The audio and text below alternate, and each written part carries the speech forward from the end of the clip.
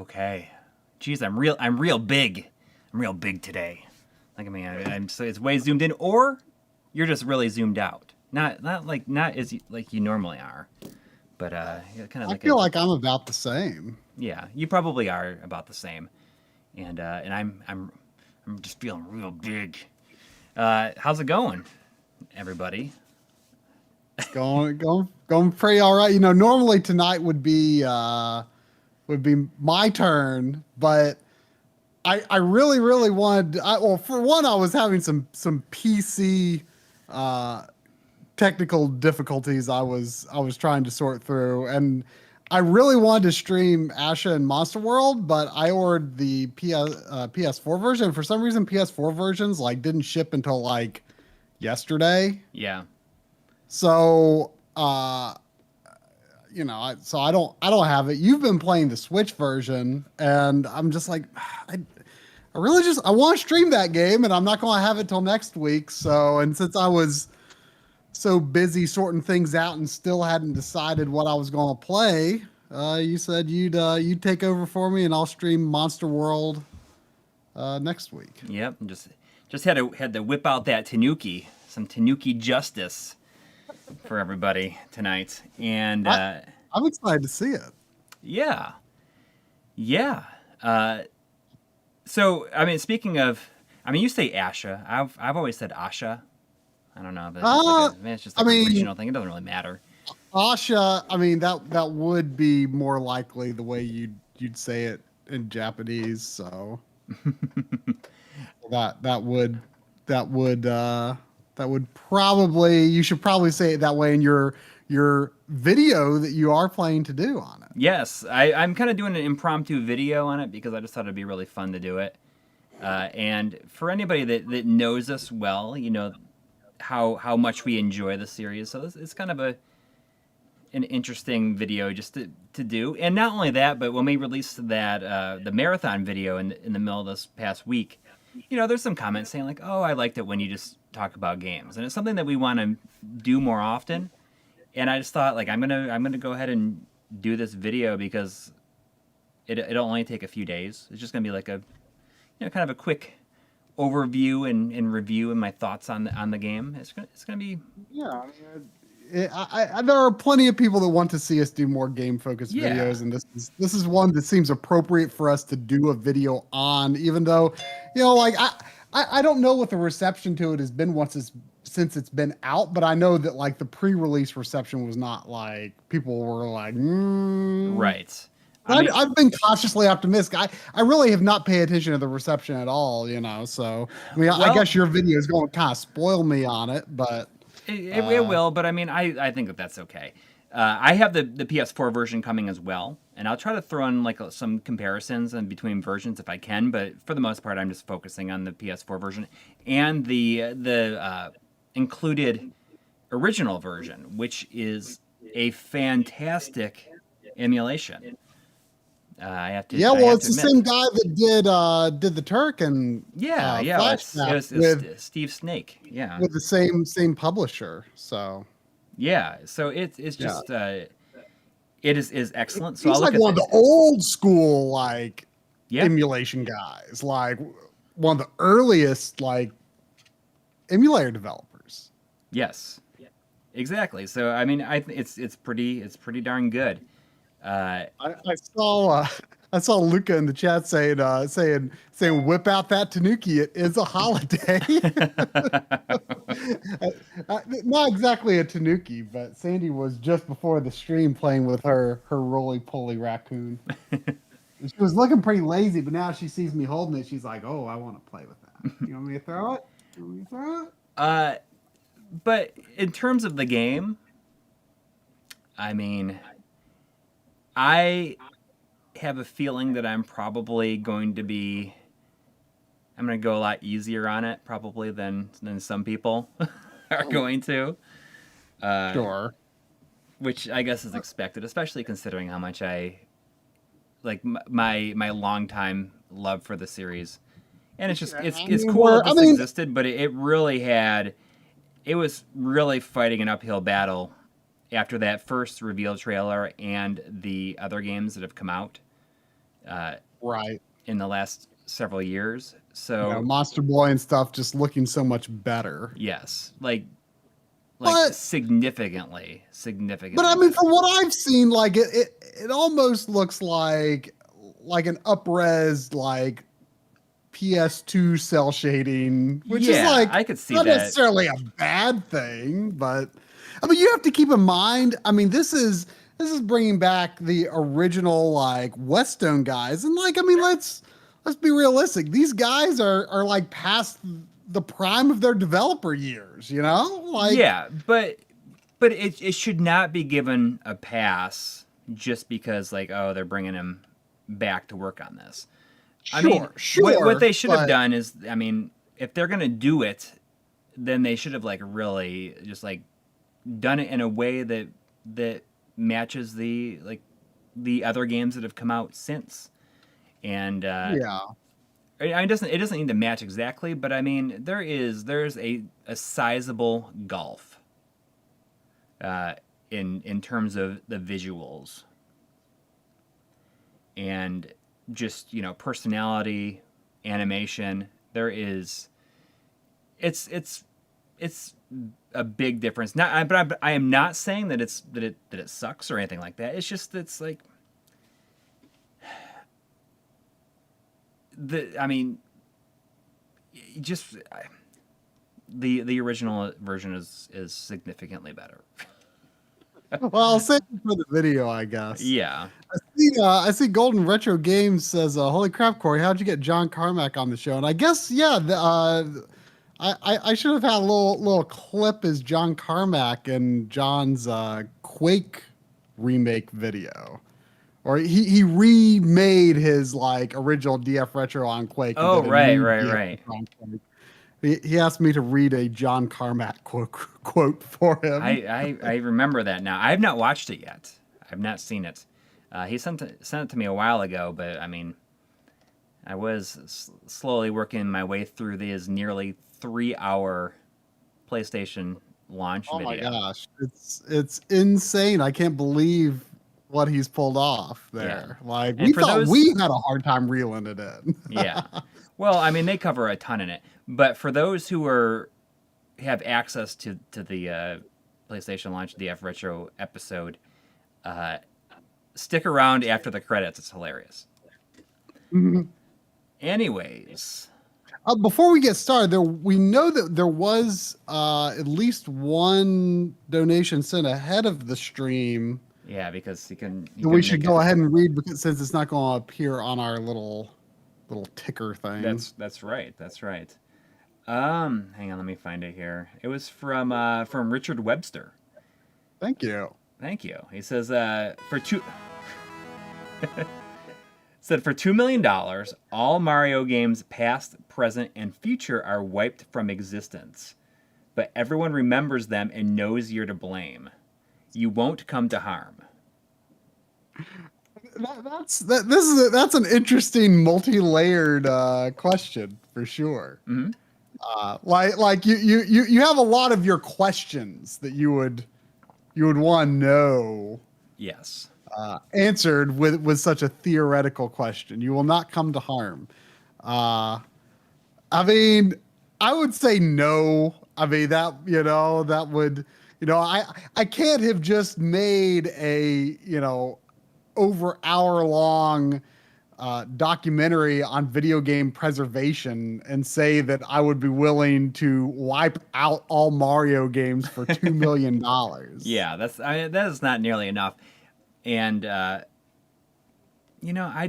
feel really sad that depriving everybody of the memories the future memories. Future memories, yeah. I mean, for future experiences, with people with their children, with their brothers and sisters, or it's just there's so much stuff. I think that $2 million would not nearly be enough. If we're talking like, I mean, I don't know. Like, I don't know if I could take that away from everybody. It would seem way too selfish. Even if it was a pretty large amount of money, I mean, this would have to be a more like save the world kind of decision. Yeah. Although I see Rears in the chat says I'd wipe out all of Fortnite for a Coke.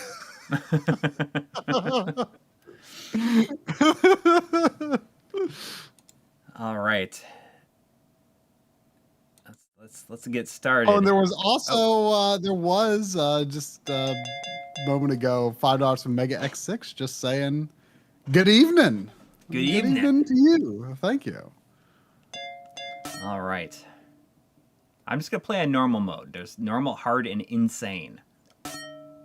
Normal sounds nice. Even if it's the easiest, seems nice.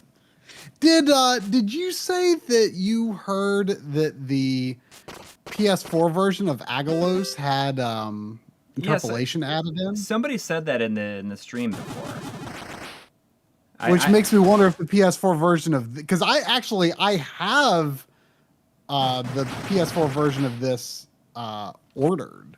Oh, interesting. I think there's actually a number of places where you can get it, but like I want to say it was Play Asia where I first saw it, so I thought maybe that was the only place to get it, and I thought it looked awesome. So, and like the Switch version was like maybe like $10 more or something, maybe $5 or $10 more, and I just thought, I'm just going to get I like getting Switch versions, but I'm just going to get the PS4 version because it's a lot cheaper. And but if it has the added bonus of having interpolation, that would be nice. But I guess we just don't know right now. Right. Joshua Helmke, the developer is Wonderboy Bobby, and I remember when I first stumbled across this game and saw that there's a physical coming up, I thought it looks awesome. I was like, you know what? I bet this is the same developer as Agalos. And I looked it up, and I was 100% right. Because I was like, this looks really Master System inspired. It does, but it also has, kind of a slight PC Engine feel to it as well. I could see that for sure. There's definitely more color. I would say the color palette is maybe closer to PC Engine. I mean, like, this feels like inspired by like a mix of Shinobi and Ninja Spirit. Like, really, maybe more Ninja Spirit than Shinobi. Yeah, it's that fish looked like the Tupel King from Shovel Knight. I honestly forget which is the real one, the real name for him, the one, what it was in the video and what it was in. You say like the Tropel King or something like that, right? Tropel King, was that in the video or is that the actual name? I think that was in the video. Yeah, I think the real name is Topol King, or maybe I'm reversed. I don't remember. Oh, did you know one of the devs for Ape Escape also worked on Breath of the Wild? I did know that. Yeah. Thanks to Tim Rogers. In our stream. Oh, that's close.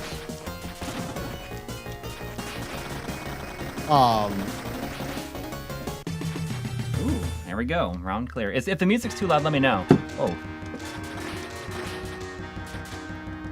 Because I feel like the music is cranked over here, but not on purpose. Oh, it's supposed to be like trout plus apple. I never figured that out. Tropel, so Tropel would make sense.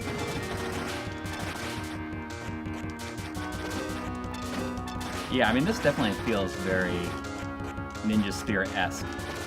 Yeah. Oh! So it's one-hit deaths, but you spawn in the same spot. As long as you have lives, I suppose. Yeah. I wonder if the rules are any different on the other difficulties. I don't know. Is this the boss already? Or it must be a mid-boss because I don't see a life bar. The other boss had a life bar. Oh, really? I think it does. Well, I got away.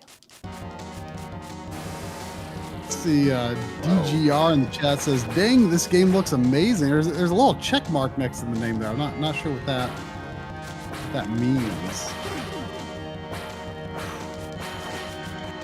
You know a check mark next to your name in the chat means? I do not.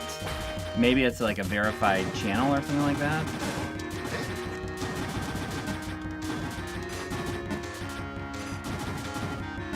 How do I make it so that I can? Okay, so that's kind of a weird effect. So if you hit the R2 or the ZR, it makes you just like start running, and you can aim in any direction while you're running. Well, like, oh, you can only go in one direction then. Yeah, but well, it's just whatever direction you're facing, and if you hold down ZL, you just lock into that position. I don't think that there's any way to like just not lock it in place though, without moving. Interesting.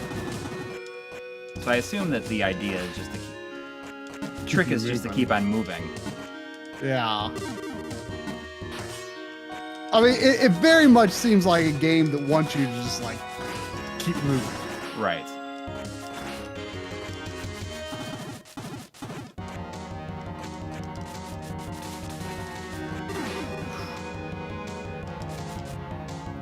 There's 2 Canadian from Voice Inject saying, "When's the last time you had 2 Doge Ninja Stars in real life?"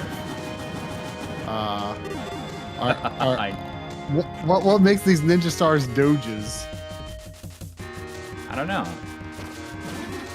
Maybe the Tanuki kind of looks like. Oh, did I just do that? I mean, I guess he is kind of like a Doge, a raccoon Doge. Yeah.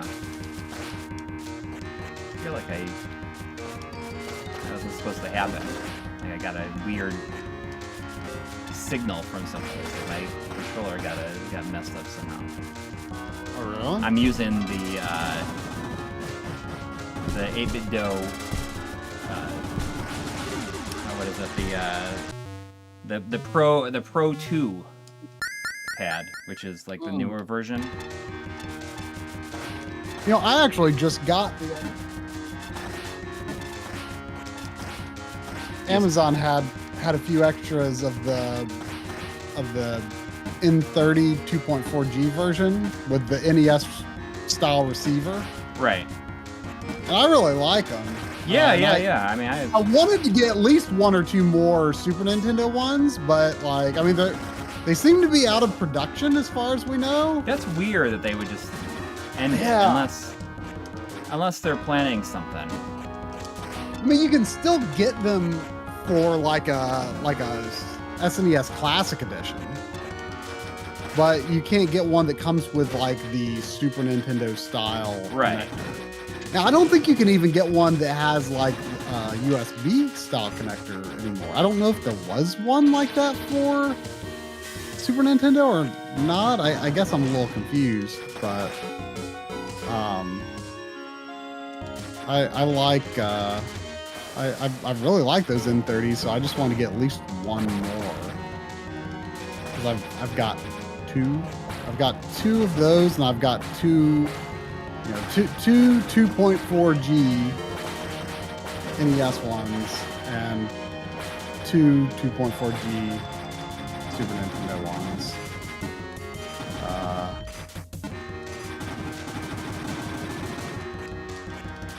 Right now, I'm using the Super Nintendo ones in my GBA Consolizer and my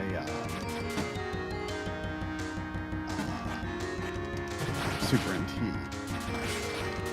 Ooh.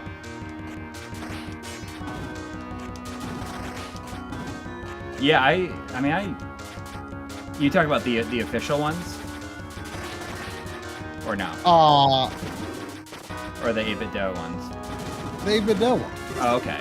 Yeah. I mean, the official one, I just use that with my Switch. Right. I love it. I use it a lot.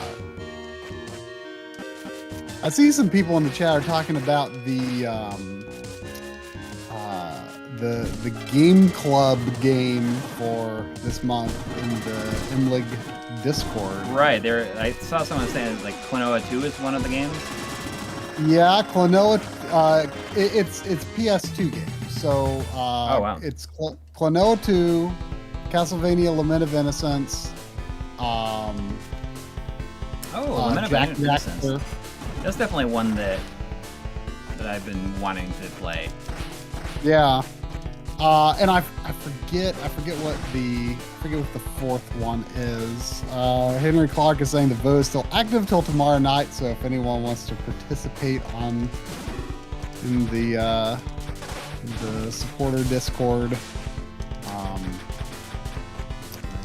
you can vote on the game of the month. May has been Parasite Eve. Right, and you've been playing that. Have you I have finished it been yet? playing it. Huh? Have you finished it yet? I mean, I've not finished it yet. I don't think I'm going to finish it before the month is over, but you know, I've still participated. I think I'll try to finish it this week though.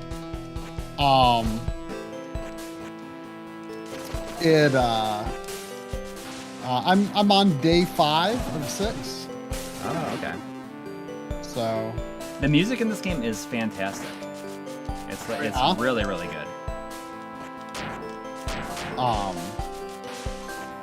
Yeah, Parasite Eve has been interesting. Like it's not like super amazing or anything, and I feel like it definitely is definitely not helped by its translation. It comes across as very stilted and, you know, kind of silly.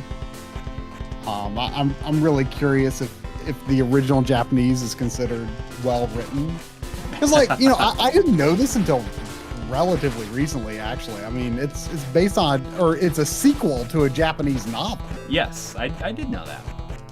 Yeah, I did not know that until pretty recently. So like, I wonder if it's like, you know, actually considered pretty well written in Japanese, but the American translation is pretty stilted. You know, I think that's a big part of why when I originally tried it, probably like more than a decade ago, I would say, probably one of the reasons I didn't get too far into it is just because like it feels like, you know, a plot that a 10-year-old wrote like after he learned about mitochondria in biology class and thought it sounded so cool. And I feel like it's like, even with the American translation, I feel like, or the English translation, I feel like if you were that age, like it would seem like the coolest plot ever.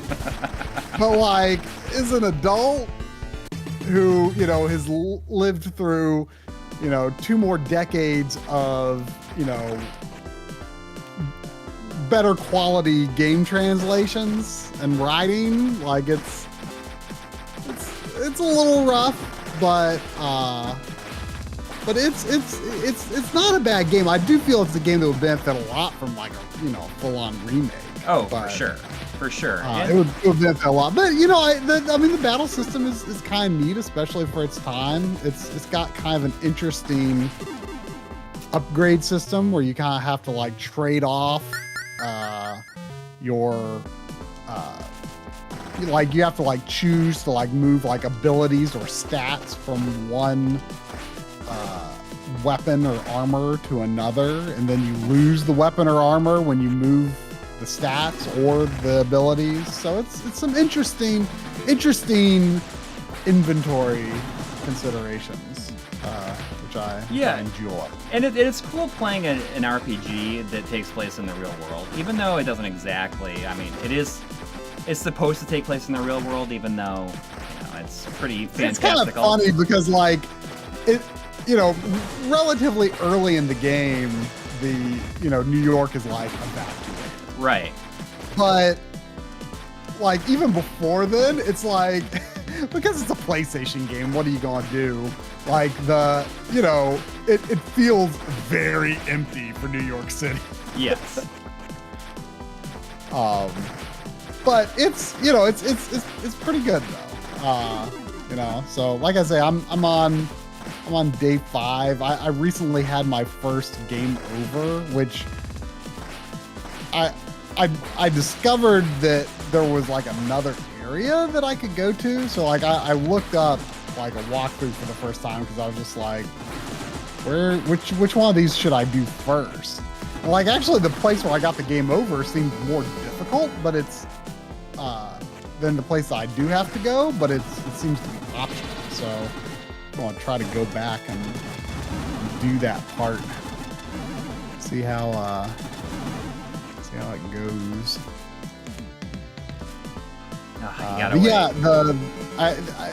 It sounds like Klonoa 2 is winning now. That Lament of Innocence was winning the vote for a while, which both surprised and concerned a few people who were maybe a little scared of playing it. I was actually like strongly considering participating if Lament of Innocence or Jak and Daxter won, because I've played Lament of Innocence twice, but it's been since college. Yeah, I've never played that one. I think I played through it twice when I was in college, and I liked it, but like I think it's a very good game, but the biggest problem with it is just like every room looks like the same, pretty much within an area. Like there's a lot of very indistinguishably similar. Yeah. Are you seeing the? I feel like we missed a donation earlier. Well, there's one from Jonathan Henson and there's one from Joshua Helmke that just came in. But there was so there was two Canadian from Voice. Yeah. Okay. Yeah, I got that one. Okay. All right. Sorry, missed it. Yeah. Okay, that was the Doge. Yeah. I was going to wrap up my game club thoughts before moving on to the next. Oh, yeah, and Jak and Daxter, like I've only played through it one time. That was in high school. I want to say it was like right around the time that I graduated from high school, because my family, I lived in Delaware at the time. My family from North Carolina came and visited. They were. I remember them watching me play a little Jak and Daxter, and so it must have been right around then. But I'm surprised I've only played it one time. I did 100% it at the time, but I'm still surprised I only played it one time because I liked it so much. It was probably because like the tone change of the second game like took the wind out of my sails, I would say. Wait, for what? I would say the change in tone probably took the wind for the second game. Kind of took the wind out of my sails. So that's probably why I never replayed Jak and Daxter. Yes, I think that's a similar situation for most people. But I would love to, the game club would be a good excuse to replay it. But like Klonoa 2, I played that like 1 year ago. Yeah.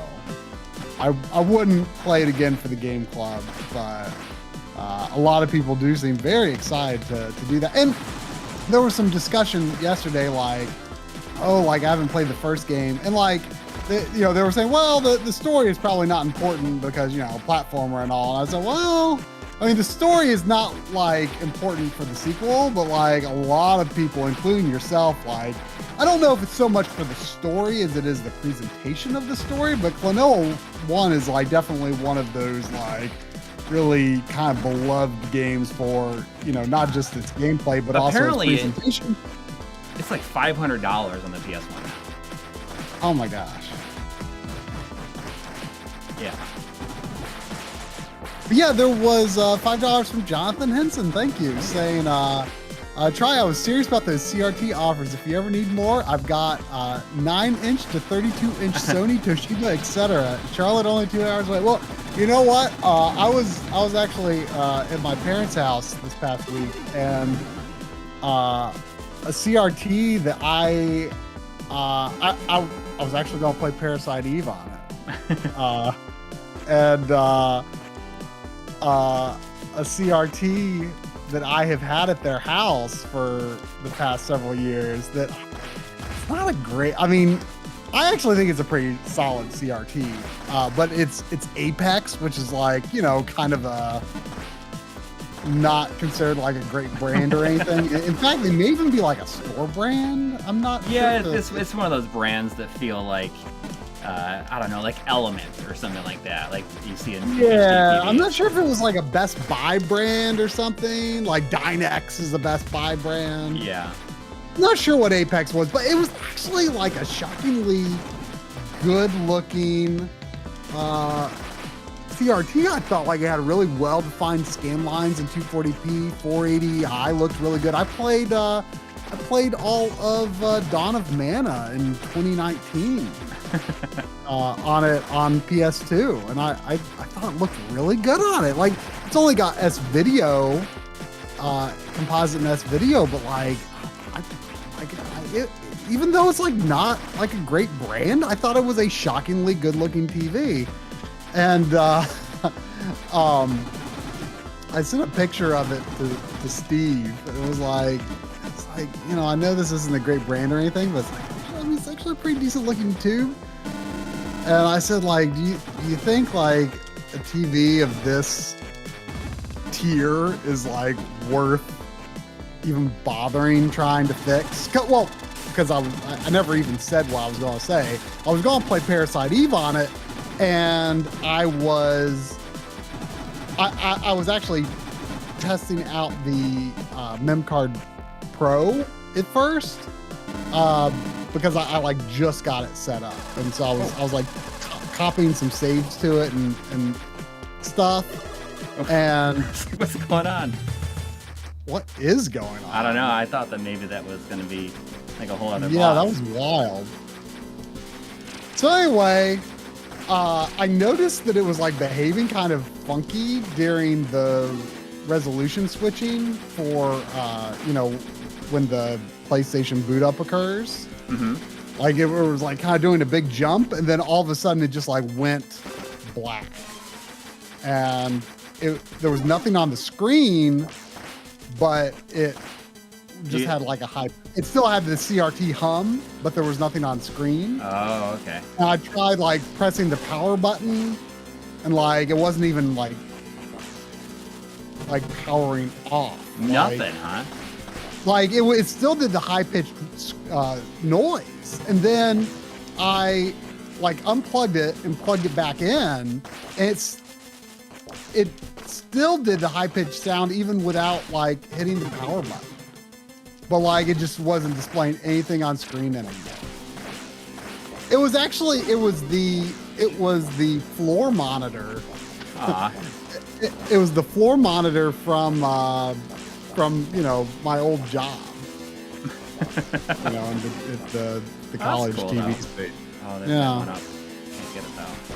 I thought it was not a terrible TV. But anyway, Steve is like, yeah, I would just replace that one. So I don't know, Jonathan. Something you're considering now, huh? I might take you up on CRT or two. he said he keeps getting CRTs, but I think he said his wife says that if you is like you can get more, but one has to go each time you get one or something like that. I mean, Which is fair. That's totally fair.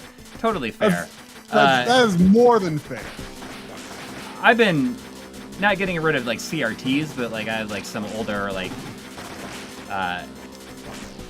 LCD monitors that I've been I guess just like giving away to like some friends who might be interested in it. And my wife's like, oh, you know, like it's nice to see see these things leaving for once. So I mean, it's not something that yeah. I mean, there's probably some LCD stuff that I could stand apart with, but like, see, I've got. Yeah, like I don't feel as like there's no real reason for me to get rid of them. All I was doing because I had them was just figuring out stupid uses for them when I don't even need to. And something I've been doing a little bit recently is just trying to get rid of some of my I guess actual real electronic junk, like old like really old HDMI cables. There's just like not a lot of reason for me to even hold on to those. I can't imagine those things being like needed in the future for much. Yeah. I mean, I don't see a reason to have 20 of them. Yeah. But this is like really stressful right here. This is like the stressful. See, like I've got this like, you know, what is it 768p? Is that the resolution that like that weird resolution that the RetroTink supports, because you know that's the native resolution of a lot of old 720p TVs. I don't know. But I've got one of those that, you know, it's at my parents' house now, but it's still like, you know, like that is a unique resolution that I don't have another of. So it's kind of like, I should hold on to that. This is like ridiculously stressful. This is the kind of part that makes your palms sweat. This does look scary. Yeah.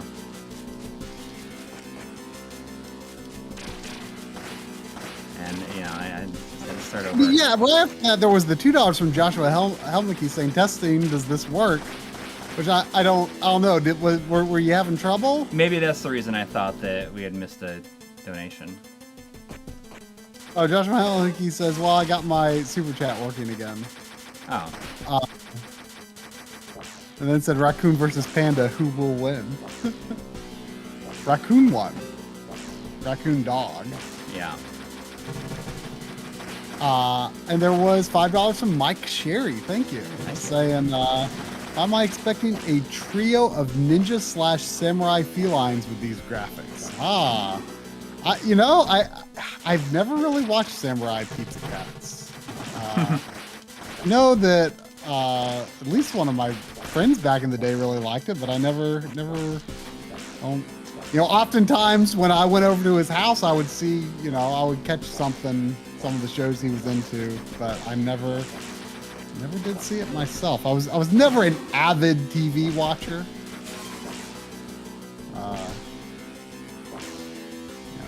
There were definitely shows that I did watch, but I was never on the front end of discovering new things to watch. So you weren't like chomping at the bit to see the Friends reunion special? It came out on HBO Max. I had no idea. All right. I didn't really watch the show very much. I mean, I've seen enough of it, but my wife really wanted to watch the reunion special, which was pretty decent. I mean, I was about to ask, like, are those things ever good? Well, I think so. I mean, considering that it's was one of the most beloved TV shows like in American history, I'd say. But it was actually much better than I was expecting. Yeah, as stressful as this part is, I do like the visual effect of those things fading in and out. It looks nifty. And there was £5 from Jamie Maxwell. Thank you, saying nice to hear Try's alter ego is John Carmack in DF's Quake video. Also emailed you both about 8/16-bit songs to cover on classical guitar from before. That sounds familiar. Did you mention that, or you might? I think you brought that up before with the chat, didn't you? Yeah, it was definitely a chat thing, and I remember I requested the hard drive and instant replay music. I think for some reason I suggested Cyan's theme from Final Fantasy VI. I want to say. I'm sure we could come up with plenty more though. Why don't we throw out one more while he's got us on the line here? One more 8 or 16-bit song to cover on classical guitar. How about the Woods music from Popful Mail? That's like I believe a bit of that was used in Analog Frontiers Part 1 or 2, maybe 2. Perhaps. I guess that would make sense. Let me pick one. How about making stupid mistakes now? This is like a pretty serious challenge, like a difficulty spike. Yeah. Let's see, 8 or 16-bit song. Let's see. What about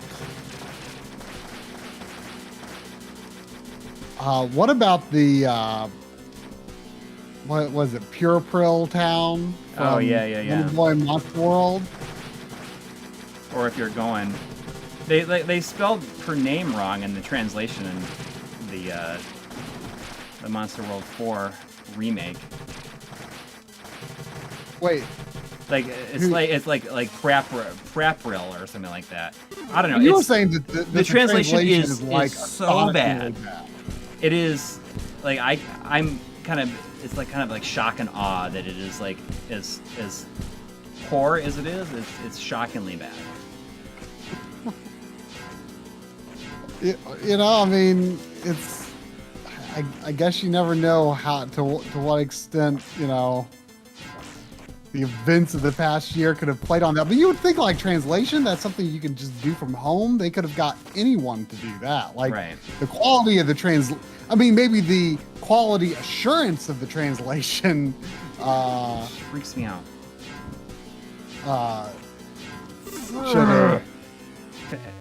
Cannot make it past this part. The what? Oh, the translation. Like the quality assurance of the translation is maybe what really slipped through. Yeah, I'm wondering what happened with the translation, because there's just like entire words missing from sentences, stuff like that. That's interesting. That's really interesting. I mean,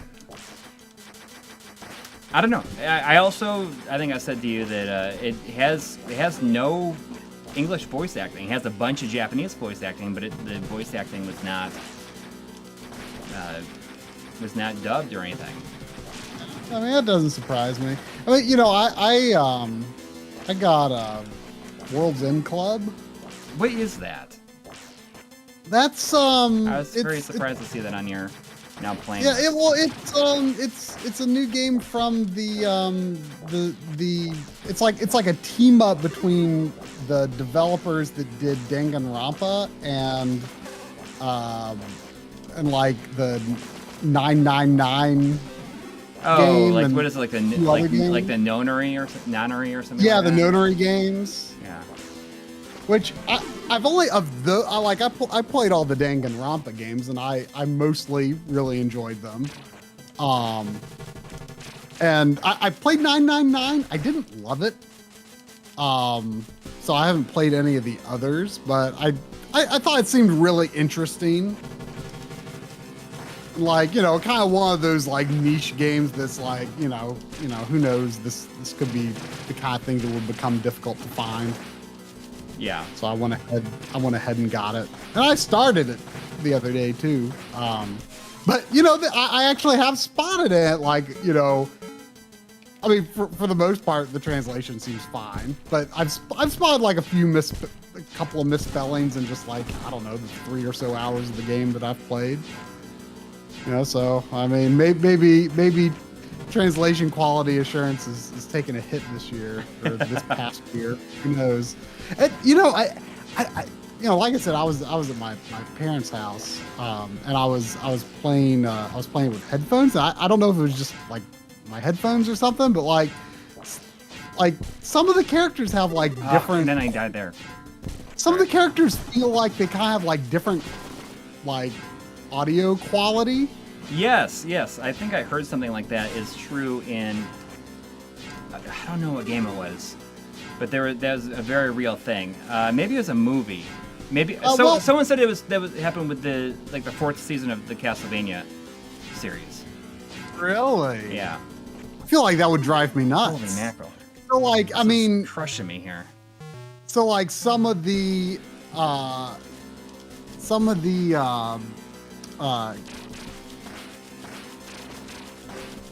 mean, so I guess the voice actors probably like record at home, and some just have better setups than others, or just inconsistent setups. Like at first, I wasn't really sure if it. I mean, it's like it's relatively close, but to the point where at first I like attributed it to just audio compression. Right. But like it definitely is kind of like, I kind of feel like they record at home. It wouldn't surprise me. It wouldn't surprise me. But like, you know what was really off? I mean, it's weird. Bravely Default 2. For the most part, totally fine voice acting and audio quality. But like, certain characters had a couple of lines that sounded like they were talking into a tin can. Like, just like a few like isolated lines. Like usually, I think in all the cases that I noticed anyway, I think they were all like just like battle phrases and like not something you would hear all that often. Like sometimes like over the course of the game, like the characters like change up their like end of battle catchphrase every now and then. Mm-hmm. Like during a certain part of the game, like 1 or 2 characters sounded like that phrase was just like recorded in really poor quality. And there was like a special attack with like 1 or 2 characters on like a certain jobs. It was just like, it was very uncommon, but like, it just kind of made you think like, oh, did they like have to re-record this in a pinch? And like, they couldn't bring them into the studio, you know? Yeah. Come on. So yeah, it's interesting. Yeah. Was that the last? I believe I saw someone say I would have rage quit this by now. But it has happened before, but we generally don't rage quit on the My Life in Gaming live stream. You're so close to getting over that. Well, that's like I don't And understand. you've made jumps that don't look any more difficult than that. I know. And it's like I think part of your problem is you're double jumping when it's not really necessary. Right. Because you really need that. What you're doing by double jumping is taking I'm throwing the timing away from the ground, because you have to have a platform to jump off of, and you have to have a platform to land off of. So you're just shortening your total time in the air. It's just that and I do that like on when that happens earlier. But there's just something about that part that's just like really, psyching me out. Psyching you out. Yeah.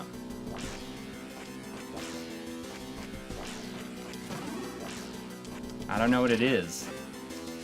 Yeah, but you can't double jump that first one. I think you're scared because there's like a longer platform that you land on before the final platform. Yeah.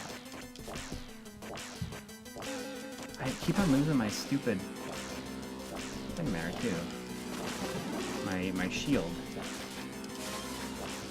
Kevin Walgus says this game is hard but fair. Unlike older games, the game over resets the whole game. You only go to the start of the level, which, and you know, it is nice that you do respawn. Right. In the same place too. So.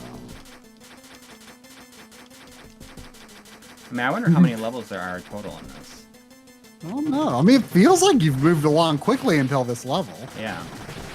There's been a lot of variety of environments. There is $5 from EB Chill 2. Thank you. Saying, I'm impressed with Coury's self-control. I should take lessons. Have a great week, everyone. So you can't let people down now.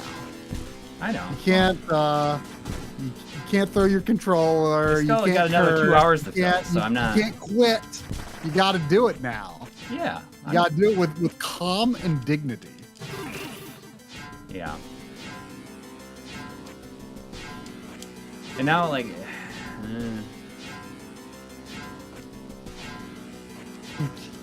and Clark says, so you're saying you're EB not so chill?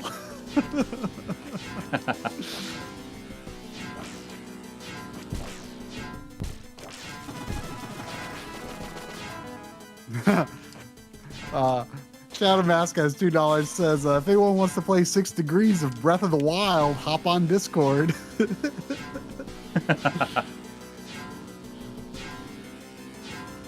See, I think I need to double jump that first time. There we go. I mean, clearly there's the boss there, so that's... Yeah, I see why you have to do it. Yeah.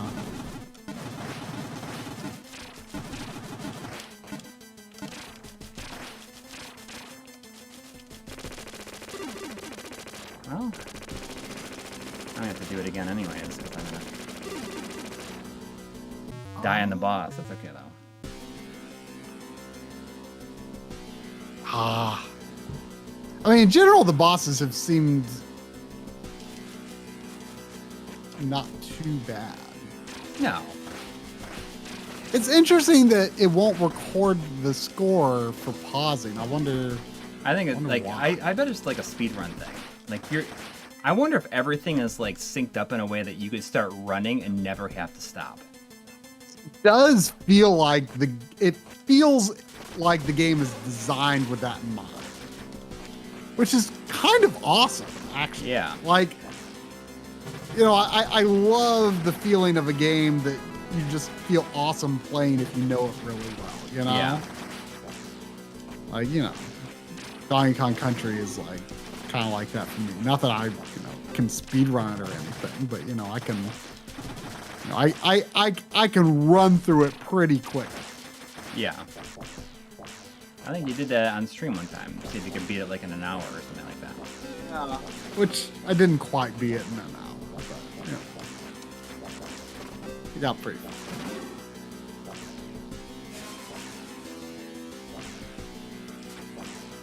There was $5 from I'm not quite sure how to say it. Message. Saying I'm thinking about getting an OLED TV, but I'm fearing burn-in with older games / consoles. How are your TVs faring? I mean, we've been extremely fortunate with our OLED TVs, and ours are, comparatively older. And I know that, the more recent models are supposed to have even better protection against issues. I mean, mine is from 2017. And the only thing that is, it all seems to be any sort of possibly uneven aging. I did for about a year or so use it as a computer monitor. I edited on it, because I just wasn't really that afraid of it. If I walked away from my computer for a long period, I would change the input or turn it off or something. There is right at the top, where the white Windows bar is. Oh, come on. Um,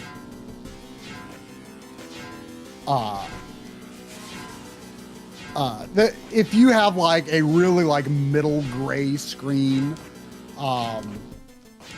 there is a faint, and you just really look for it, there's a faint,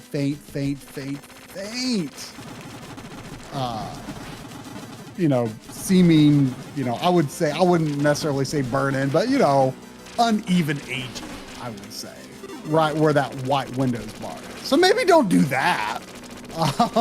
But like the thing is, like, unless you're on like a screen that is literally just like flat middle gray, you cannot see it. You can't see it. I was gonna just unload on him trying to kill him, and he's almost dead. That's probably there's really only really specific situations. You can even see like temporary retention. Like for instance, like the Xbox One dashboard or Series X, or if you have the Switch with the dark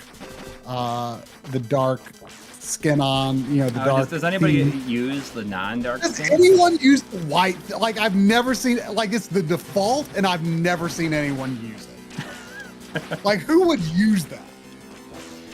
Who would ever use a light mode when a dark mode exists in anything? Yeah, but I mean, especially like it's not even like a concern for people that have like OLED TVs. Like, they just, like, no one uses the white. Like, why would you? I wish there were more options. Like, I wish there was like colors or something, or like maybe you could do a custom wallpaper. I don't know, but I wish there was more variety. But yeah, like, I've never seen anyone use the default. It's silly. But like on that gray, that middle flat gray with no shading, that's the only time where you can really see any image retention or anything. And like on those screens, like if you were letting it sit like on the dashboard for a little bit, like you might see like where the tiles, like the tiles on the Xbox One dashboard or something, as you like go from page to page, you might see like, but it goes away so fast. It's just a temporarily retained image. So I don't think it's a major concern. Like I say, there's just that one thing, because, I perhaps ill-advisedly used it as a computer monitor for more than I should have, longer than I should have. And I don't even want to call it burn-in. I just want to say it's like, perhaps slightly uneven aging. But see, like, I play a lot of 4-3 games with, black bars on the left and right. Nothing like that. Play lots of retro games with static score counters, lots of modern games with like mini maps in the corner and other things on screen. I'll play a lot of Final Fantasy 14. It's got like the text log and stuff, and none of that has caused any issues. I mean, to the point where it's like, yeah, like I could upgrade my OLED TV and get like, 4K 120 hertz. I could take advantage of that with the new consoles. But I mean, there's lots of little perks to the newer models. But even though mine is like 4 years old,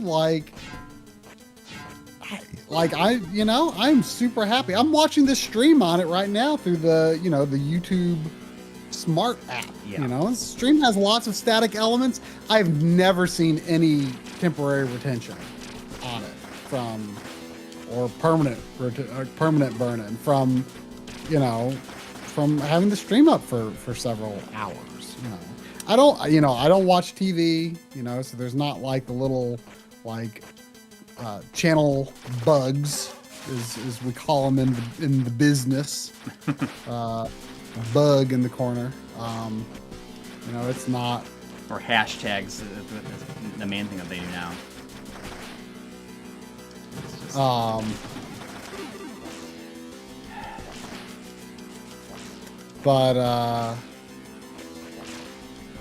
Yeah, so I mean, I especially with the newer ones, I wouldn't worry about it at all. I mean, there have been people like what was it? Mobius Strip Tech had a problem. Mobius Strip Tech had a lot of trouble. He kind of had a streak of bad luck with it. Yeah.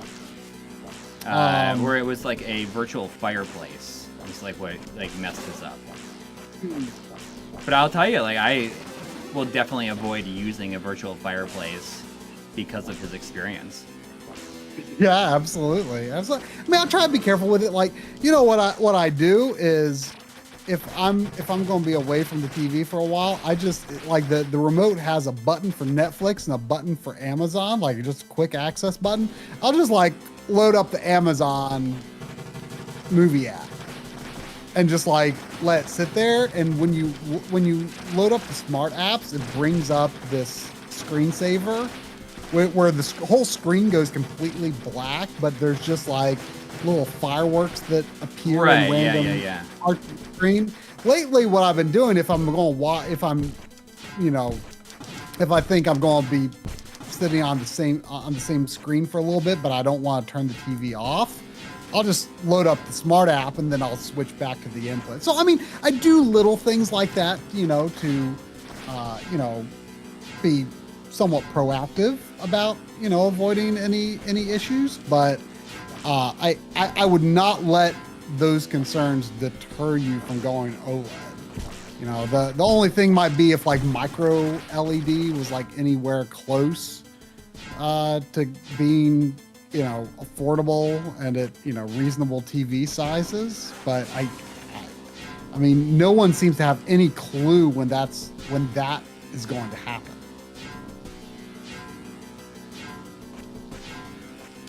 I'm watching anticipation here. Got plenty of lives. That rhythm really doesn't look too bad to make that last jump. You just have to do it right. Crush that dude. Wait till you see how I waste him. All right. There was okay. This is appropriate, even though I'm sure it's well after it was intended. This looks like the area underneath the temple in the first level of Shinobi 2. Yeah. There's some tough jumps, I'll tell you. There was $2 from Container 7 saying $2 because Coury made that jump and beat that boss. Well, we're ready to do it all again, probably. That jump you're making there was fairly low risk. I think you were just being timid about not hitting the spiky bamboo on the ceiling. Yeah. Gosh, I played Legacy of the Wizard, which was, that was something. I played that on many backlog restreams over the past month or so ago.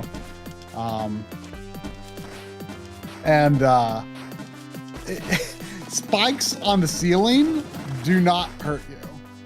And you pass through them, in fact. Spikes on the floor do hurt you, and they look exactly the same. But that's weird. Yeah. Like, what? They were just trying to reuse the tiles, you think? Yes, like that game is full of extraordinarily questionable design. It is super charming and has a Yuzo Koshiro soundtrack. But it's I could tell before you even the screen even finished scrolling. I was like, oh, this is totally going to be an elevator. Yeah, I mean, I could tell too.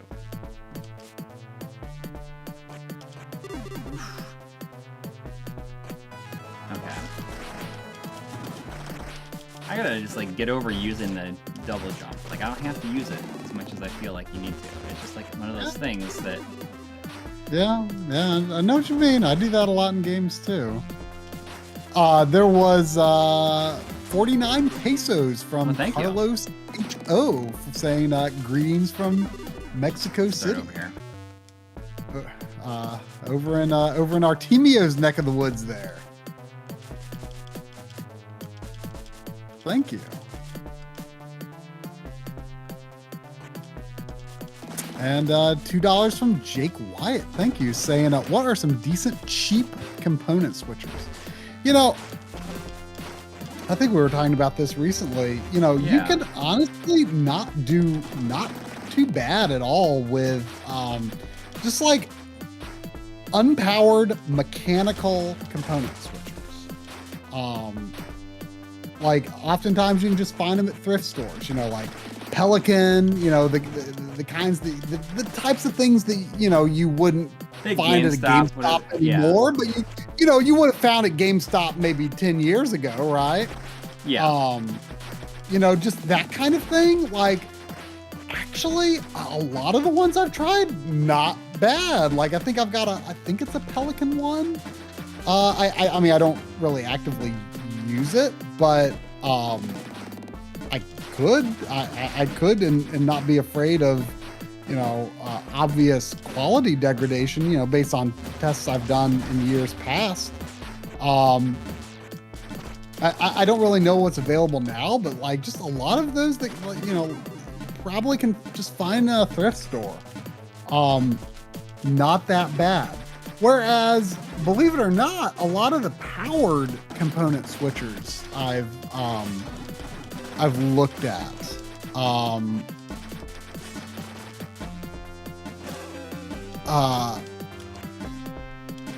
Sometimes they can dim the image, or you know, we've got one that on the surface seems really nice, and it's actually like super utilitarian because it's got, I think, 6 inputs and 2 outputs. Yeah. I mean, there's been several times where I've thought of like different uses for it, but then I ended up like that's just my whole thing with overcomplicating things. Yeah. And then I end up putting it back. But yes, it's. I use it. The only thing I use it for is I use it to switch between component and RGB to my Toshiba CRT. Like I have one input connected to one input sloppy at the end there. One input connected to the you know, that part of the level where you're going to the left makes me think of a part from Dragon's Trap. Well, we know that Wonder Boy Bobby likes Wonder Boy, so it wouldn't surprise me. Yeah. Shoot. Anyway, the only thing I use that Impact Acoustics for right now is like, so I've got the Retrode RGB to comp. Oh, yeah. Connect one input on it, and then just component connected to the other, so that way I can put RGB stuff on that Toshiba CRT. Which, on a consumer CRT, if you're playing on a consumer CRT, like, even though that Impact Acoustics switcher, like, minimally darkens the image and softens the image, you're not gonna be able to tell on a consumer CRT. Like, stuff like that really only matters if you're, like, making video comparisons, you know? Yeah. So, and when I was testing out, you know, a bunch of like unpowered mechanical switchers, like as long as you use good quality input cables and output cables, which, you know, hey, it makes a difference. You know, we discovered, you know, last year that there's a lot of component cables out there that look really substantial on the inside, but are actually garbage on the inside. And, you know, we just looked at them and we're like, oh, this looks like, you know, really good thick cables. This has got to be great. You know, we don't have oscilloscopes, you know, we're not ultra techies or anything. Right. You know, we thought these cables were good. And turns out they weren't.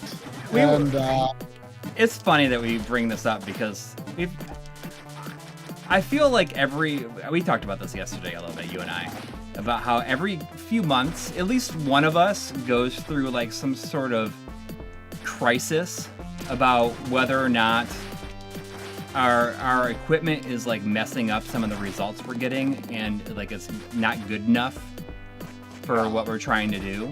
And I think that just comes down to the fact that, you know, we want to be able to say with confidence, like, oh, our stuff isn't like causing any issues that we might have run into. And that's like, or you know, or you have a situation like, you know, that 480p RGB versus component comparison in the PS2 RGB episode, where some people are like, I think component's a little sharper.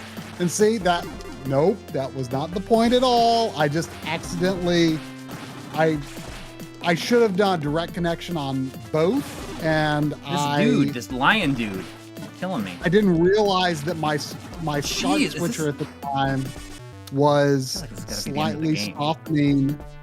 It had a low pass filter on it that was softening the image, and I didn't realize it. So you know, we always want to make sure that, you know, the way we're recording things is, you know, as fair as possible to, you know, the devices that we're looking at, and that we're not, you know, showing that, oh, one thing looks better than the other when that's not actually true.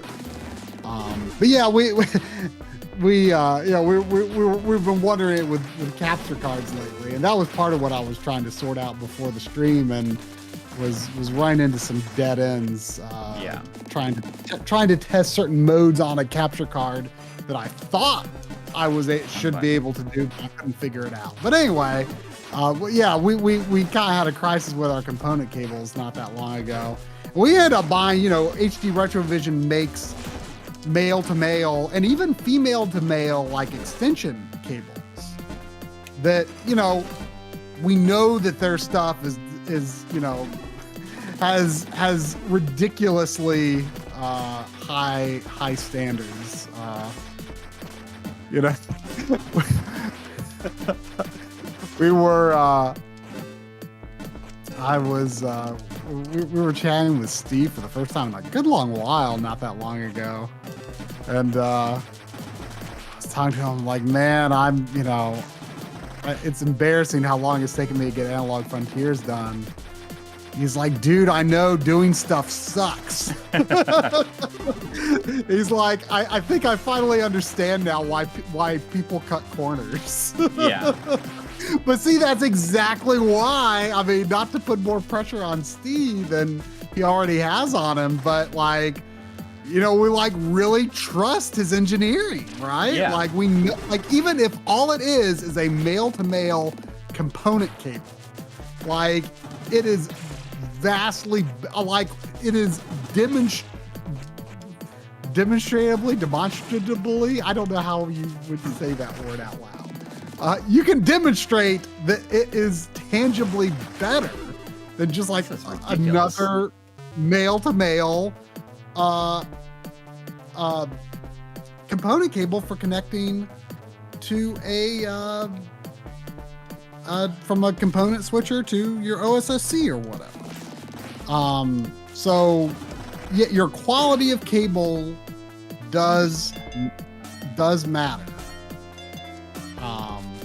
a lot. Yeah. But so in other words, these mechanical switchers, as long as there's nothing like bad going on inside, like as long as like the circuit board isn't like, you know, introducing noise the way it's designed, like an unpowered switcher, as long as you're connecting good cables to good cables, just a cheap unpowered switcher can often just be the best thing. Now we've got G-SCARTs, we use G-SCARTs, which are powered, they do require power, but you know, there's no tangible quality loss that we have been able to discern on the G-Comp or the G-SCART, at least the current ones at all. And I was using an older G-SCART that had a low pass filter on it that you couldn't disable at one point. That's what caused that one PS2 RGB versus component comparison to look unfavorable to RGB on accident. But now with our current G-Comps and G-SCARTs that we use, it doesn't have an impact on that at all. So yeah, that long-winded way of saying, you know, if you want cheap, don't you can get a good cheap mechanical switcher, but don't cheap out on the cables. Yes. It'd still be a lot cheaper than getting a G-Con. So. You know, that is actually shockingly short for an elevator segment. I feel like elevator segments are like usually uncomfortably long, you know? What's that? I said I feel like elevator segments are usually uncomfortably long, and that one is surprisingly fast.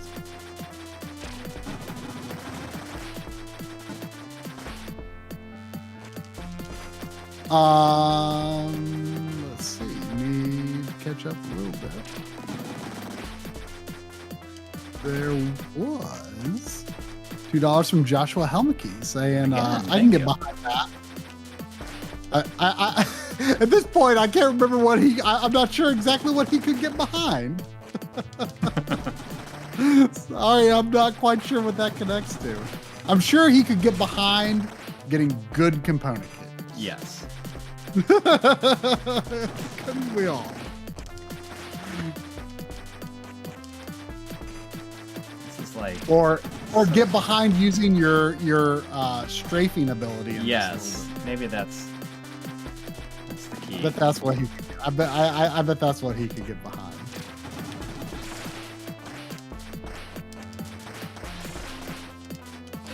Oh, come on. I see Vanessa is saying, I used the Pelican System Selector Pro from GameStop for years on a CRT back in the early 2000s. Never had an issue with it. Was awesome. Wish I could still find it in my storage. Yeah.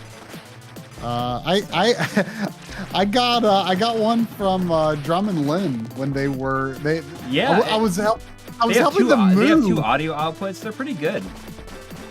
Yeah, and you know what you can also do is you can use them to combine audio streams from Composite, S-Video, and Component for like connecting to, say, a RetroTink 5X. Like, because they share, so like you could put Component on one or Composite on one, S-Video on two different Component inputs on 3 and 4. And then you could connect all of those to the RetroTink 5X and only use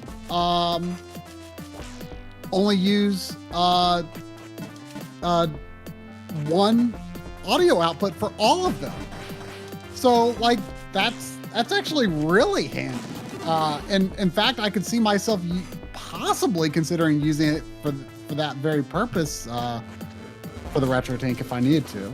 I mean, I haven't, you know. Oh. Huh? Nothing. Just annoyed with myself. This has got to be like the last level of the game. This is like... It feels like the last level. It looks absolutely like the last level. It's super difficult. And I ran out of time. Like, and lost of life. Oh. I mean, this definitely looks like the grounds on which the Tanuki will finally mete out ultimate justice. Yeah. There was $5 from Sonic Blaze 425. Thank you. Saying, what's the best way to split a composite or component signal between a CRT and RetroTink / capture card and avoid signal degradation? Keep being awesome. I mean, if you have a PVM, probably the easiest thing to do is use the pass-through. Is to use the pass-through, which, you know, in our experience is, again, as long as you use good cables on both the input and the output, would work really well. You know, I discovered at some point early last year, I was having this really weird issue with like sort of this like sort of weird ghosting or banding that was occurring when using 480p on my 20L5. I couldn't figure out what it was, and I ultimately found out it was because I was using by accident. I was using 50 ohm. Oh yeah, I remember that. Output cables, not from the 20L5, but I had the 20L5 connected to a 20 M2U MDU, which then with good cables. And then I had these 50 ohm BNC cables that I bought them by mistake, and they were way cheaper than the 75 ohm cables. I bought them by mistake, and I was like, well, you know, all I'm doing with these is connecting them to consumer CRTs on the other side of the room. I was like, and you're not going to see the difference on a consumer CRT.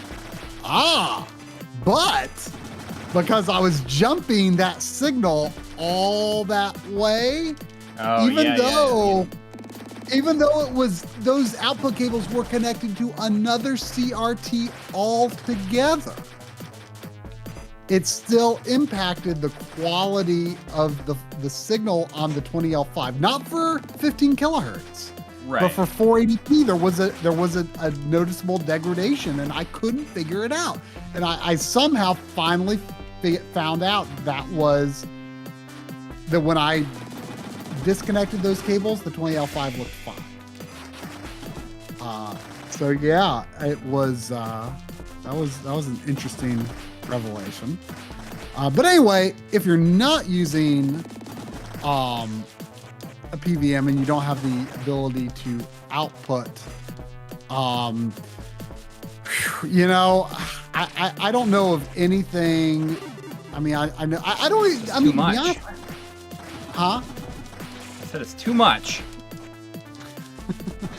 I don't know of anything outside of like the G-Comp that like is going to give you no. Oh, an Extron. Oh, Extron, yeah. Yeah. Are those getting any more expensive these days? They are not. I mean, I've been talking with Voltar because Voltar, I guess, hadn't really used his too extensively until recently, and he designed this little like SCART to BNC thing that you can plug a SCART cable into it, and it like latches onto the back of the Extron. Like it just. Oh, like a rigid thing. Yeah. He tweeted awesome about it. Yeah. That's awesome. Yeah, Extrons. So you can go to eBay and look for Extron matrix switchers, and they're surprisingly inexpensive, and you power them with like, you know, PC style power cable. And you do have to use BNCs, but you know, there are, you know, adapters you can get, just like what Coury is mentioning, or there's like Wookiee Win on eBay. I assume still on eBay. I don't think he is, honestly. Somebody said, I think it was Greg Stewart who got one and said, you know, I went to the guy making those cables and he isn't on there. So maybe he's not. I don't know. But I didn't check to verify. I'm not sure where else you can get those adapter cables. Maybe Retro Access. I heard Retro Access had some trouble with some SCART supplies getting lost in shipping. Oh, really? Yeah. So anyway, yeah, Extron is probably a good cheap way to do it. I gotta be honest, you know, since I'm like super set up with my G-Comp and G-SCART, like I don't even know what like the current availability situation on G-SCART and G-Comp is. I mean, Castlemania. Is he still regularly making them? Yeah, but I think that you mainly just buy them through Castlemania now. Oh, really? Yeah. But I mean, G-Comp, I mean, it's expensive, but it's like if you want an automatic switcher that has two outputs, I mean, the G-Comp can't be beat. 8 in, 2 out, no quality loss, fully automatic. It's incredible. The Extrons, the one thing about the Extrons is that they are very hands-on, you know? Yeah. You gotta say what you want in, you gotta say what you want out. You know, you might need to look up some stuff in the manual if you end up getting it on the wrong mode or something. You know, your routing might get lost if the power goes out. you know, stuff like that. Come on. But Extron, yeah, you're going to get extraordinarily good results from Extron, GCOM. That's about all I know of that you're really not going to get quality loss out I'm of. like so annoyed with this because I'm just making stupid mistakes. You're getting careless.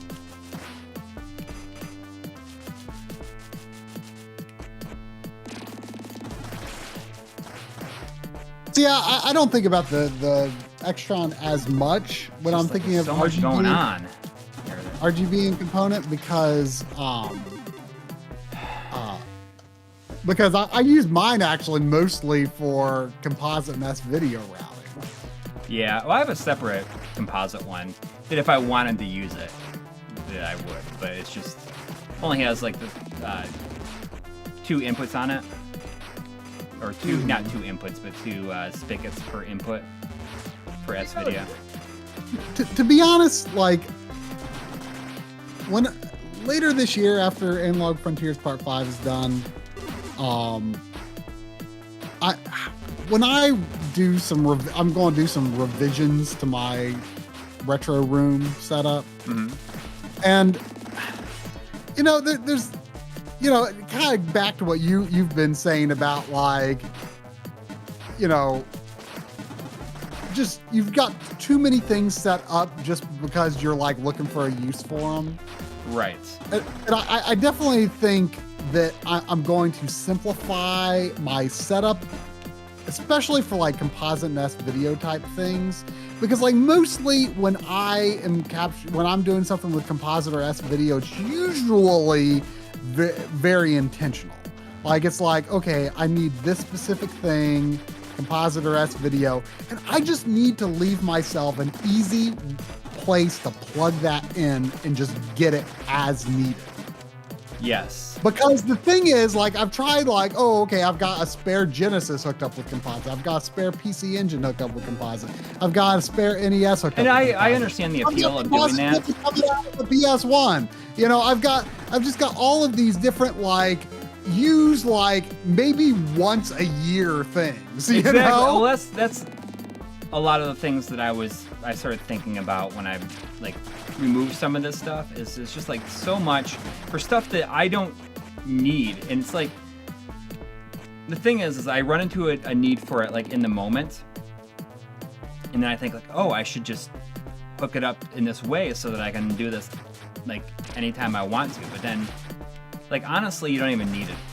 Like, again. Exactly, because you know what the revelation that hit me a few weeks ago was Is that like, well, I am unplugging these consoles, these extra consoles for, you know, composite S video capture, etc. I'm unplugging them and plugging them back in because I'm removing them and shooting B-roll of them more often than I'm using them for that purpose. So it's like, why am I putting more wear and tear on these ports by pulling them out, shooting B-roll, putting them back and plugging them in? I need to leave them unplugged. And then maybe I can have you just have one input, you just plug it in when you need to get that thing. Exactly. And otherwise, I mean, you know, my main consoles, I need to leave them hooked up because my main ones are all RGB and component. And, you know, they're going to the PVMs and the Retrotains. But now I've got all of my extras, you know, hooked up with like composite and S video and stuff. It's like, oh, I could conveniently record composite or S video at a moment's notice. But then, like, half the time I've got it removed from that spot for B-roll anyway. Because most of the time I'm not even like, yeah. So I need to leave that spot open and available for easy composite, easy S video. You know what you know what I also think about is like one of the reasons I've thought about this a bit. It's like, you know what, we got along just fine without the stuff hooked up too. For the longest time, we made videos just fine doing it the other way. For the longest time. Perhaps even like like even faster and more efficiently than we do when we have this stuff ready to go at a moment's notice. Yeah, yeah, it's true. So I'm definitely going to pull up some of these like just stupidly excessive wires. Mm-hmm. And you know, I'm going to use them as neat. Like, you know, something that was just so convenient and easy to do. You know, a good example. I've got. This is really just a happy accident, but it's just a very good demonstration of how easily you can use a device that you don't use often exactly when you need it. You know, I had a number of FrameMeister comparisons in the RetroTink 5X video, right? Yes. I made it very easy on myself to use the FrameMeister for that episode almost unintentionally, because I hooked up underneath my couch I've got a power strip that's just, you know, for convenient plugins for anything temporary that I might need to hook up real quick. Plugged into that power strip is a PSP power supply. Mm-hmm. Which I just hide it. I tuck it under my couch when I don't need it. And if I need to plug in a PSP, I just pull that out and plug in a PSP, because, you know, I'm not using PSP all that often. And, well, you know, as a happy accident, PSP power supply matches the power specifications of the FrameMeister exactly. Oh yeah. Which we've known for a long time. Yeah, I have used a PSP power supply with mine. Right, but see, my FrameMeister is not hooked up all the time. Right. Because let's be honest, I don't use it a lot these days. Yeah. But all I have to do, I just pull that PSP power supply out from under the couch, and it reaches all the way over to where I normally use the OSSC, or now I've kind of moved the RetroTink 5X into that spot. All I had to do was just unplug the component cables or SCART cables from the device that was there. That PSP power supply reaches from under the couch just fine, and I was able to capture FrameMeister like it was nothing, without, you know, having to be like, oh, well, let's have the FrameMeister hooked up at all times and have RGB and component cables and Composite Nest video run to it at all times, just in case. But I was able to, I feel, use the FrameMeister so much more easily by using it in that temporary scenario than I would have been able to use it if I had done it another way. Stupid pandas. They're pretty big. Yeah, they're idiots. They look like they look like they've got like Psycho Fox momentum. Yeah, where they just kind of slide. It's Psycho Fox, like Decap Attack, like sliding. But for the enemies. Yeah. There was $2 Canadian from Breath of the Wild. Thank you, saying any HDMI 2.1 switchers or splitters aside from AV receivers. You know, it's not something I've looked into, because I mean, neither of us have 2.1 capable TVs anyway. Right. But my understanding even is AV that receivers are having a hard time right now. Like right. with 2.1. So I would not buy anything in terms of 2.1 stuff right now. Yeah, and you know, I would be very cautious about even buying it, you know, next year until people have said, like, you know, confirmed really good things about, you know, PS5 and Series X working with a full feature set on them. Yeah. Because you know, I've been hearing that recently certain AV receiver manufacturers have announced fixes for HDMI 2.1 but I'm not sure if it's all through software or it might be some add-on hardware. Wrong button. Or possibly even something that you, like they might send you like like an add-on device for free. Right. Which is not something I'd want to deal with. Yeah. I just mean, wait. Yeah. I mean, I just wait. I feel like it's going to be like at least 2 years before I would really consider upgrading my TV to like a 4K 120.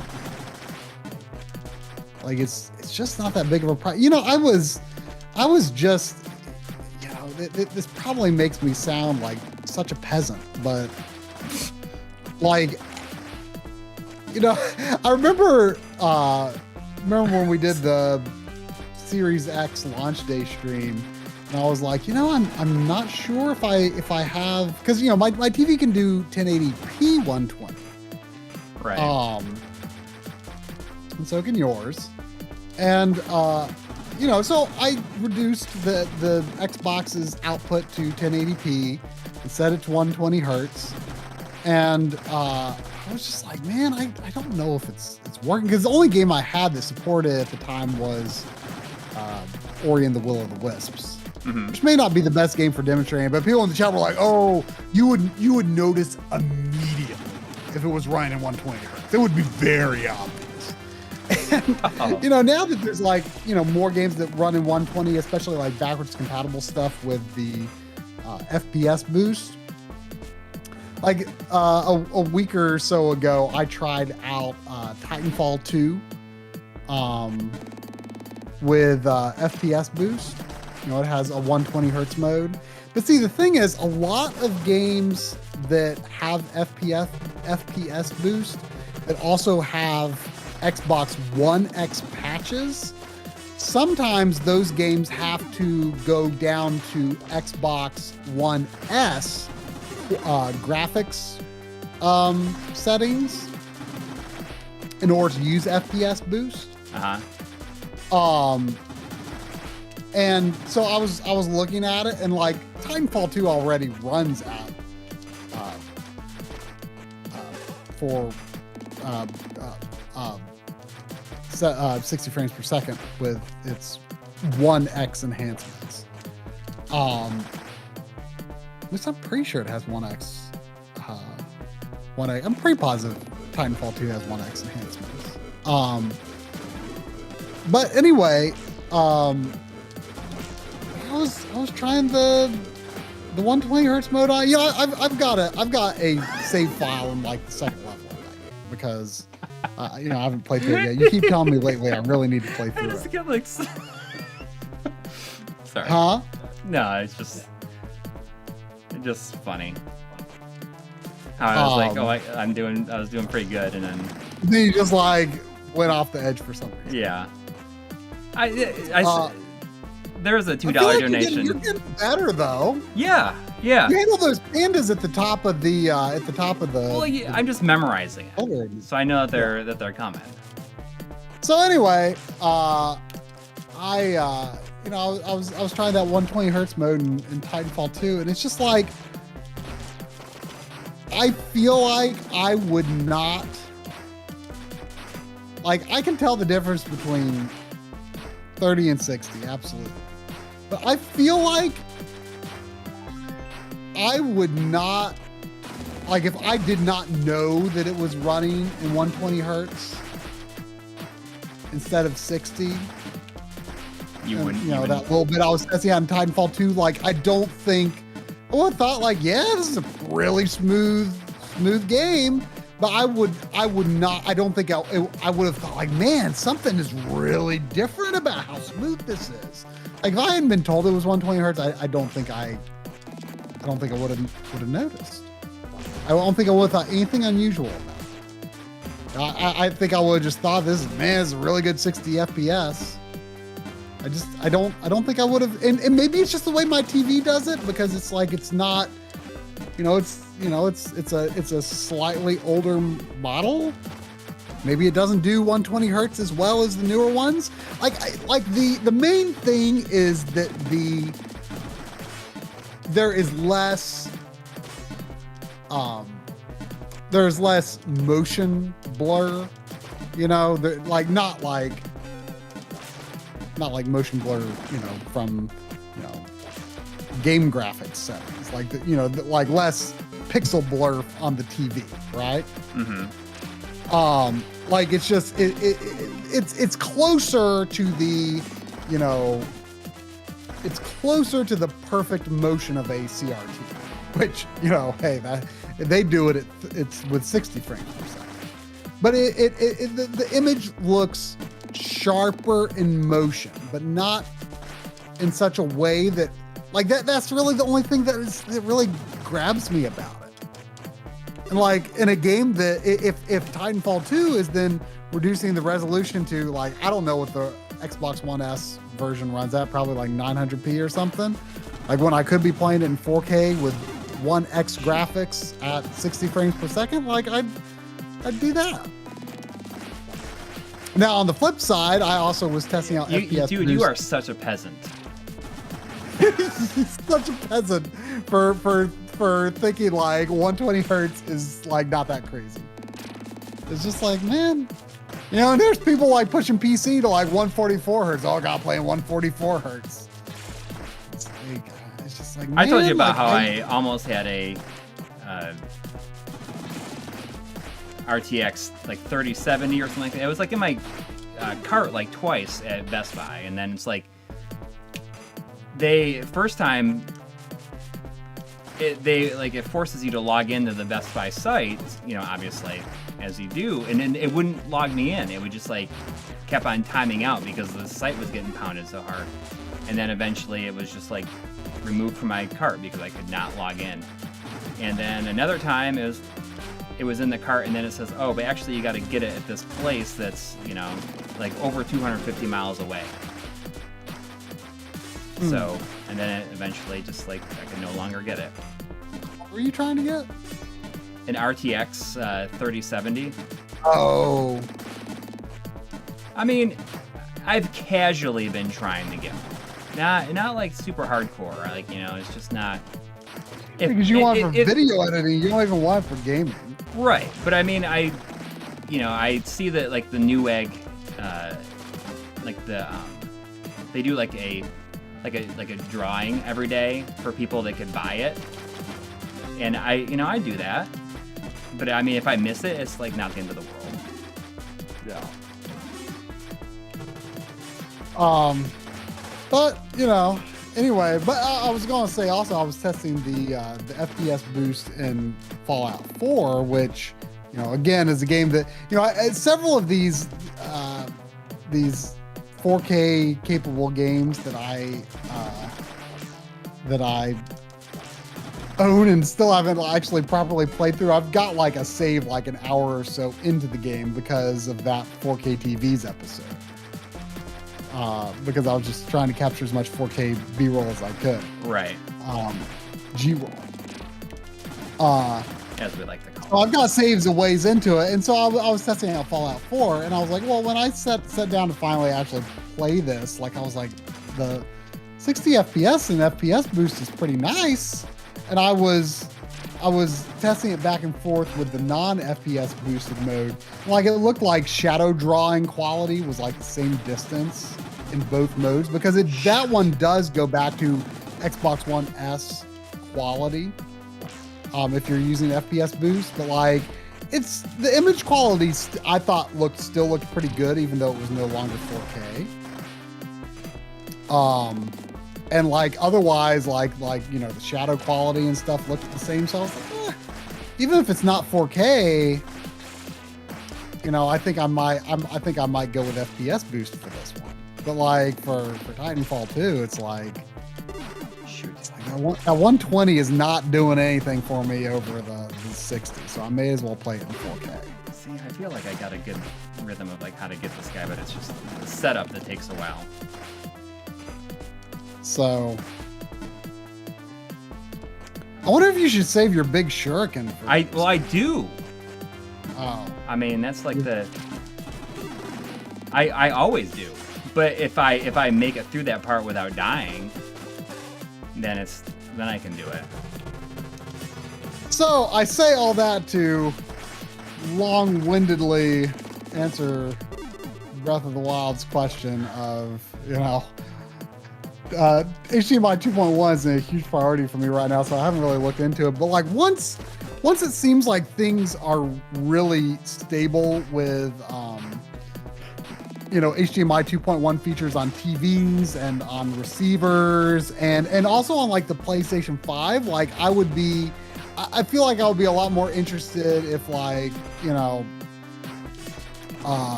Xbox Series X has variable refresh rate on it right now, which could be really useful. But, I'd like PS5 to also have variable refresh rate. And it should be coming. We think it should be coming. Yeah. It's just they don't have it right now for some reason. So maybe once you can capture 4K 120, I don't think you can really do that outside of like Atomos devices right now. The what? Can you capture 4K 120 outside of like Atomos right now? I don't even think that they can. I think the Ninja 5 Plus can. Okay, well, yes, they can, but that's not out until next month. I mean, John has a Shogun, and they can, Digital Foundry can do 120 hertz frame tests. So anyway, like, once all the stars align on, okay, I can capture 4K 120. TVs. I mean, it sounds like the CX does a really great job with variable refresh rate and 4K 120 and stuff like that. But I'd also like, let's get the PS5 patch for variable refresh rate and stuff like that. Like, and the AV receivers, let's make sure they're all behaving the way that they should. Once all those stars align and I feel I've got a few more years of my money's worth out of this TV, I might think about upgrading, but like just 4K 120 is just not that exciting to me right now. Yeah. I am perfectly happy with 4K 60 hertz right now. I mean, it's a miracle as it is that like most next gen games, even though most games are not next gen only. Can you even pass? You can't pass through that guy even if you're like have invincibility frames. I can. Can you? It looks like he blocks you. The big lion? No, I mean, it looked like you were not actually progressing through him when you had invincibility frames. Like, if you could just like die and then just run past him, that'd be one thing. Maybe. I don't know. But anyway, yeah, like I'm definitely planning to wait and see. But in terms of just regular switchers, I have no idea if any of those are doing 2.1 right now. Regular switcher and splitter. No idea. But it's so new at this point. I would imagine it's very similar to my frustrations I was feeling with HDMI 2.0.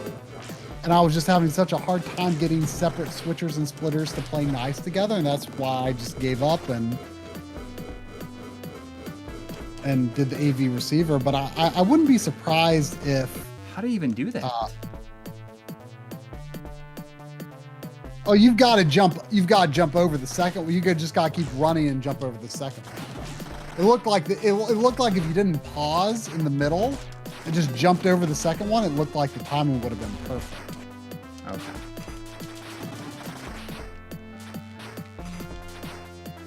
This was a while back. I'm falling behind. Had a lot of HDMI 2.1 to talk about, I guess.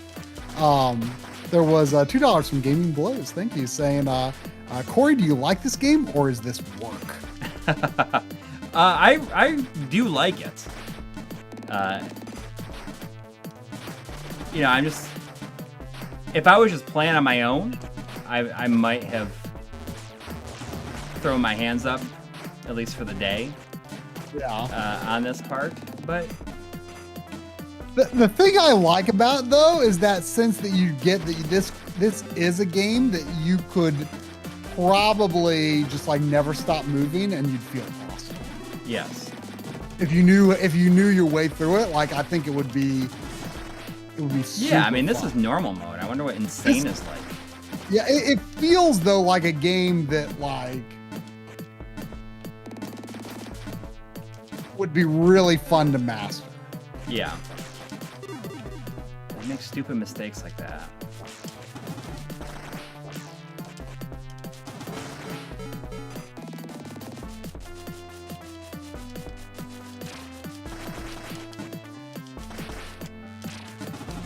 There was £5 from Jamie Maxwell. Thank you, saying never knew about this game before. Bless Coury for plowing through, but this shows how a good stage theme matters. The music really doesn't fit, in my opinion.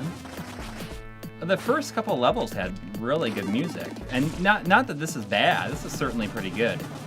You don't think the music fits the stage? No, or I think you it does. agree? I think it's totally fine. It's just that, you know, it's repeating over and over again.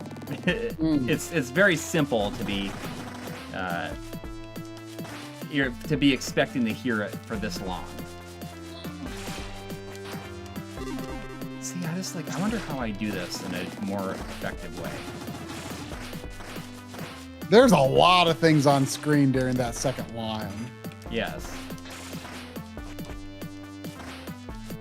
Like, I think your priority has to be clearing out the little guys. Because now that, like, you got rid of, like, all the things that are flying, like, the ground actually looks quite manageable. Maybe you could keep your distance from the line and just build up your Mega Shuriken. That's what I did. Yeah, as you'll that might be the way forward.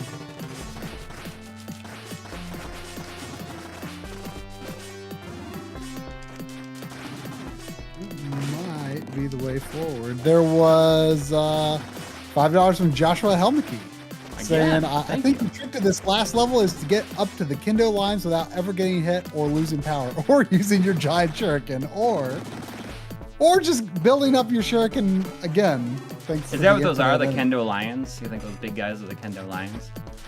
I guess that's what he's talking about. I don't fully know what defines kendo per se.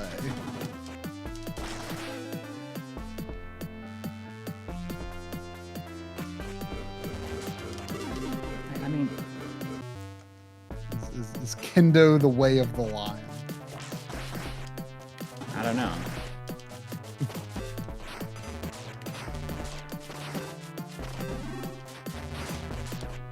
There's $2 from Carboxylate saying, I wish YouTube allowed 120 FPS uploads. And yeah, that's just another reason that, like, it's just like, do I really care about 120 hertz? I mean, it is actually quite shocking how much 120 hertz support exists in this generation at all. Like, I thought that was like a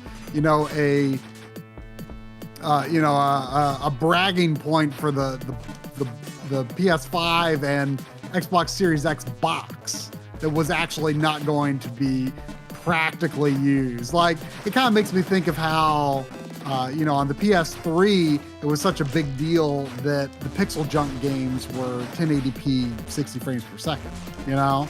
Yeah. You had to have really simple graphics to do that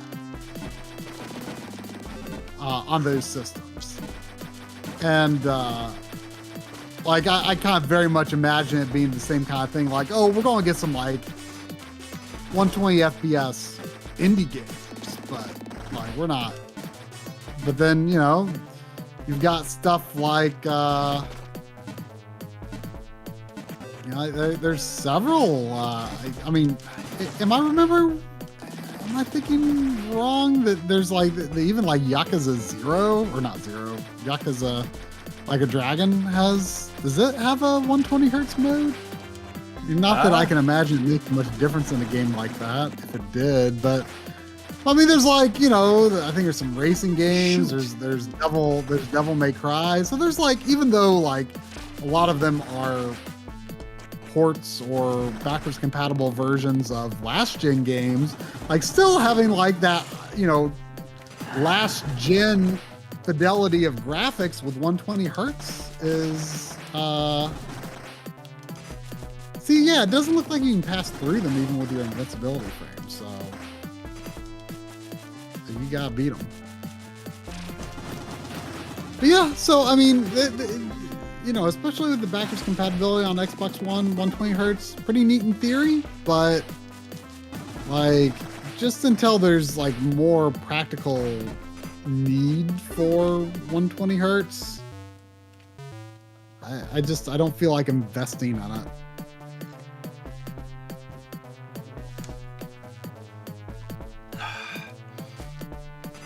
Yeah.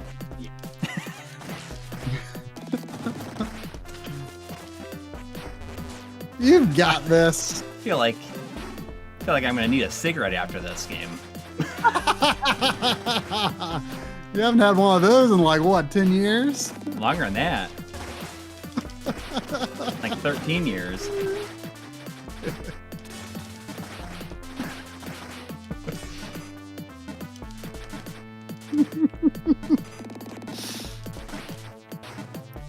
I'm sure the dev would feel horrible for breaking you. Well,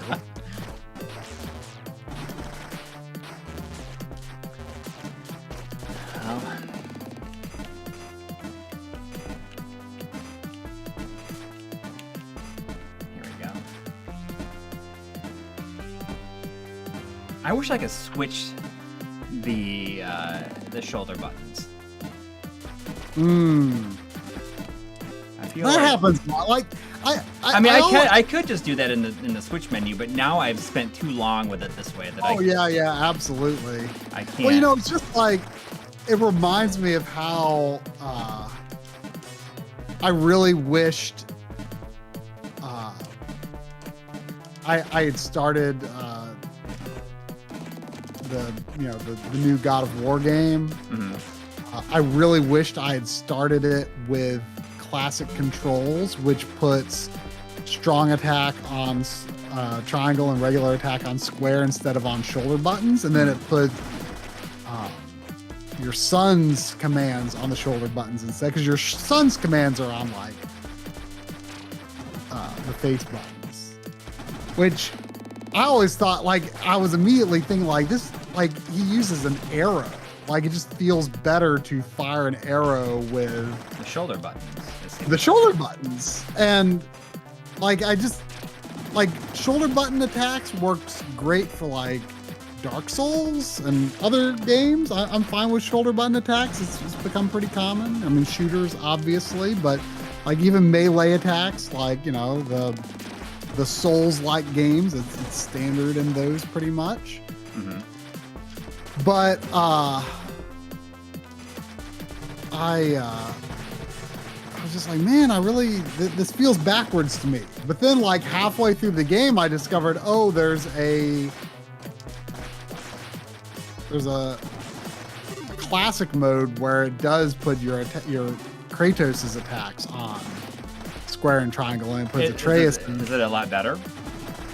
Well, it would be, but it was halfway through the game, and it's like I'd put too much time. So you can switch it back into the game. So like I tried it, and I just like, even though I liked it better in theory, I couldn't readjust. So I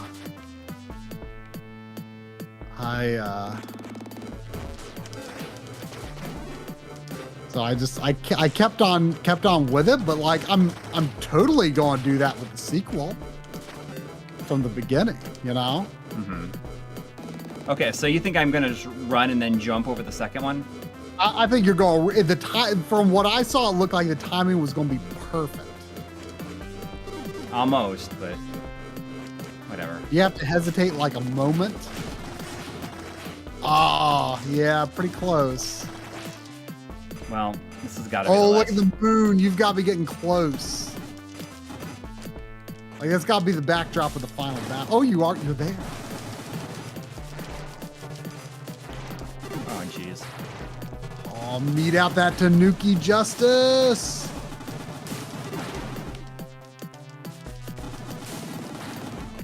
Ah, I almost had him. you think there's a second form? The music didn't change, but I don't think the music has changed for the bosses at all. Oh, really? Yeah. Can you see if there's a second form?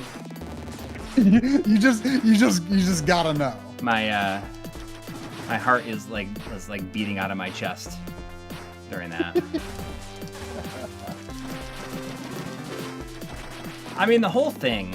One of the things I like to do, you know, is if we stick with something for a whole stream, just like until we finish it. And you've done it a lot more than I have.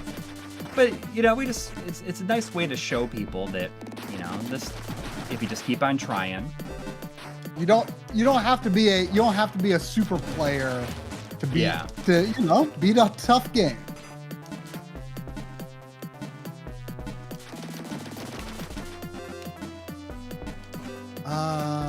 Let's see. Tanuki Justice Boss Guide. How about that? Oh, is there a 2-player mode in this? Yeah, I think there's a co-op mode. Yeah, because the picture has like a lady Tanuki on it. Like side by side, so I wonder if it's simultaneous co-op. That might be fun for a backloggery stream. Yeah. If that's the case. Let's see.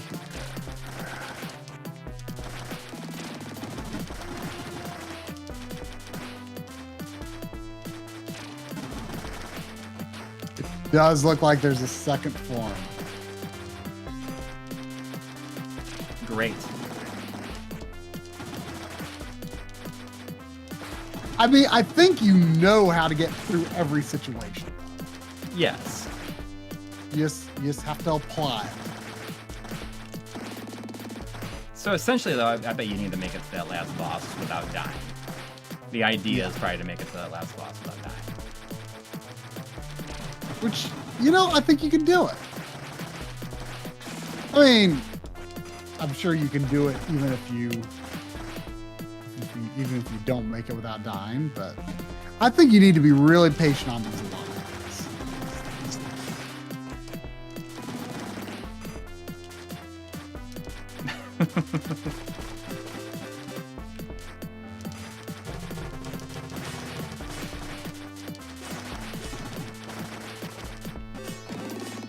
It'd be nice if getting multiple of those shields worked in a way that, like, you know, lets you double up the amount that you had, or like if they stack.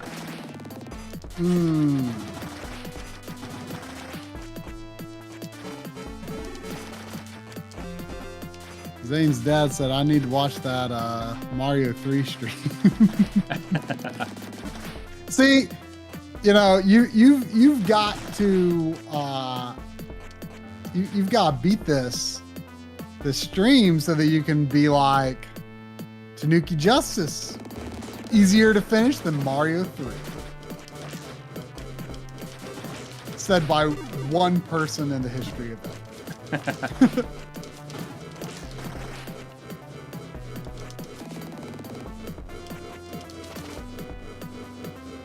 See, you're getting right there with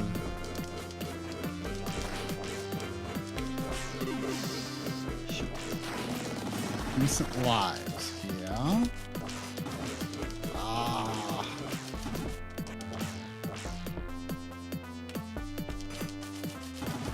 Do those pigs drop anything valuable, or should you just run past them? I see you did.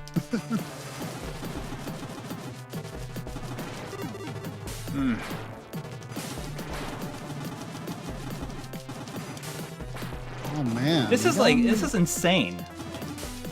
You got him half down without getting hit though. Ooh, once there's a lot of flames though. Yes. What I would love is if there was just a... Oh! Maybe there's only a second form. Oh, geez. Oh, but it's a new level. I'm okay with that. Oh, really? Yes. Unless it makes me... Oh, that's one of my favorite things, is the final boss being its own level. Yeah. That, All right. That is always such a relief Oh man, it's in the bag now. It's just a matter of time. What are those pink flying like shadow birds? They make me think of the birds on the Secret of Mana title screen. Yeah.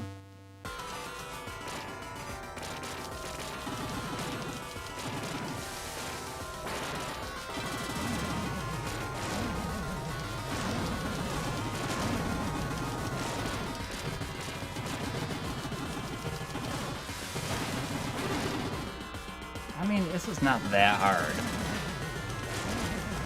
Yeah, you got him half down. Unless there is a second form to this part. Well, the guide I was looking at had a picture of every boss. And this was like the second form?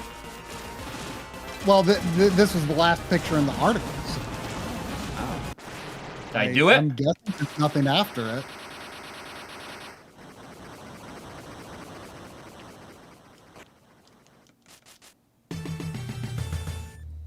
Yes!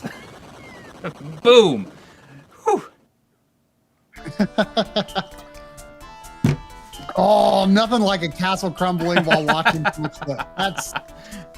That is maybe that is the most proper way to end a game. The Tanukis are back on their road for more justice. It's just really over the top, over the top. The justice never ends. But if you watch that if you see that last run that I just did on the final level, I feel that it was basically perfect until almost the very end. I only lost 1 life before the boss. Yeah.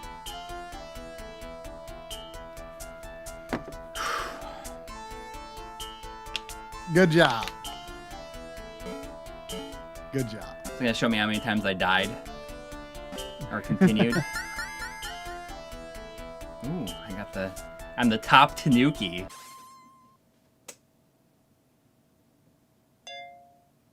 Oh, look at, there's like a survival. I wonder what the unlockable is.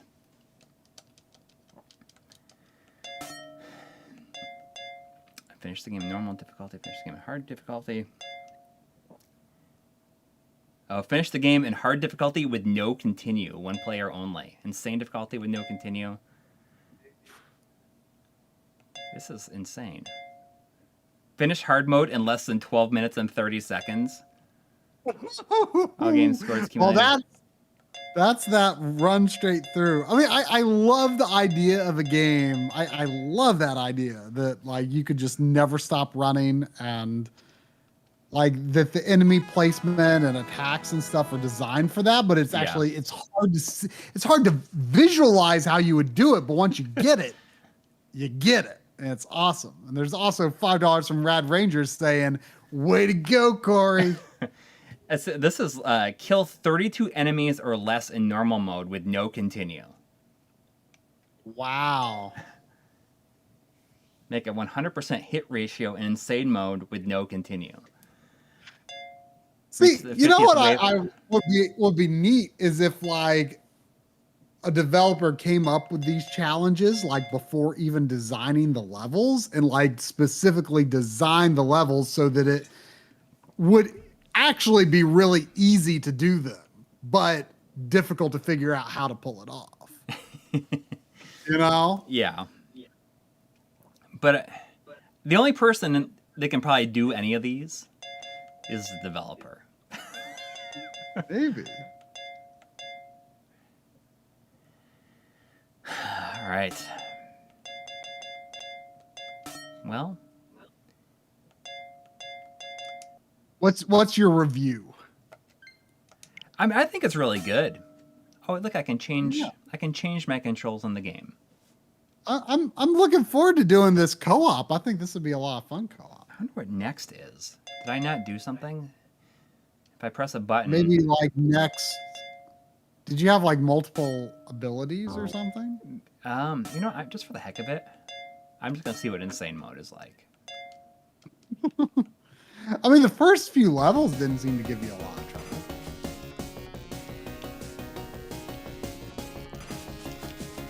Yeah, let's just see what Insane Mode is like, and then, you know, I'll pop something else in. Maybe I'll pop in something I haven't played before. What does the X button do? You figured it out? No, it doesn't. I mean, it doesn't say anything. Well, I can't make it past the first group of enemies here. Oh, yeah, like I'm like blocked by the enemy. Like the first ninja throwing, the shuriken throwing ninjas.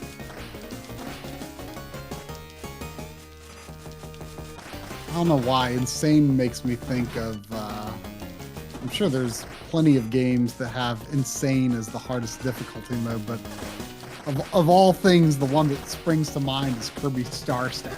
It has an insane. Insane.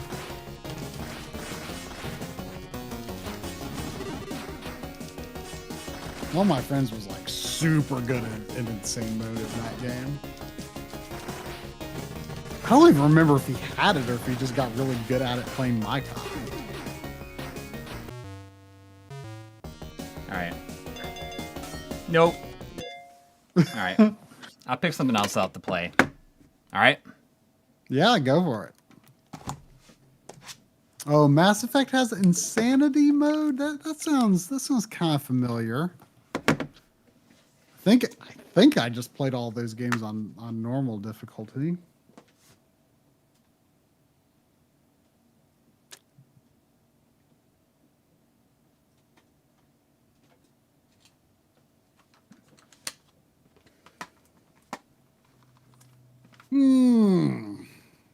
I should be talking while Coury's picking a game, but nothing is springing to mind.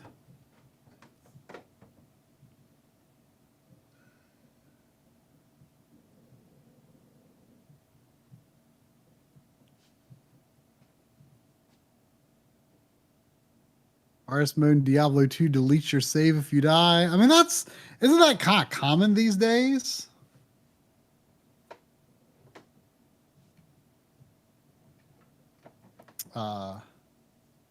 With, you know, roguelike inspired modes and stuff like that. Oh, I just noticed that the tile for the original version of Monster World 4 is a hand-drawn version of the clay modeled box art. I don't know if I've ever seen a hand-drawn version of that before. I wonder if it's new or if it's actually from the time. I mean, it's a pretty classic-looking art style there.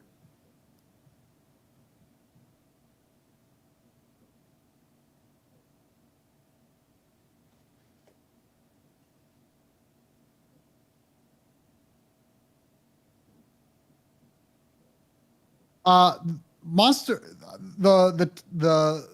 left tile is the remake of Monster World 4.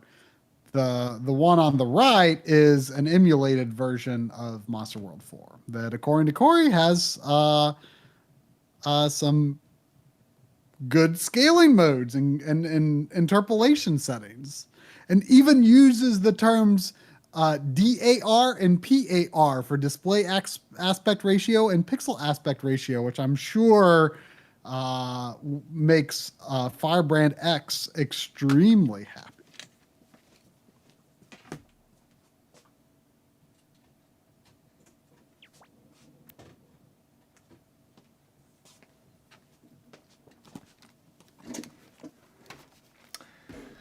How about this? How about the Raiden 4 MIKADO remix version?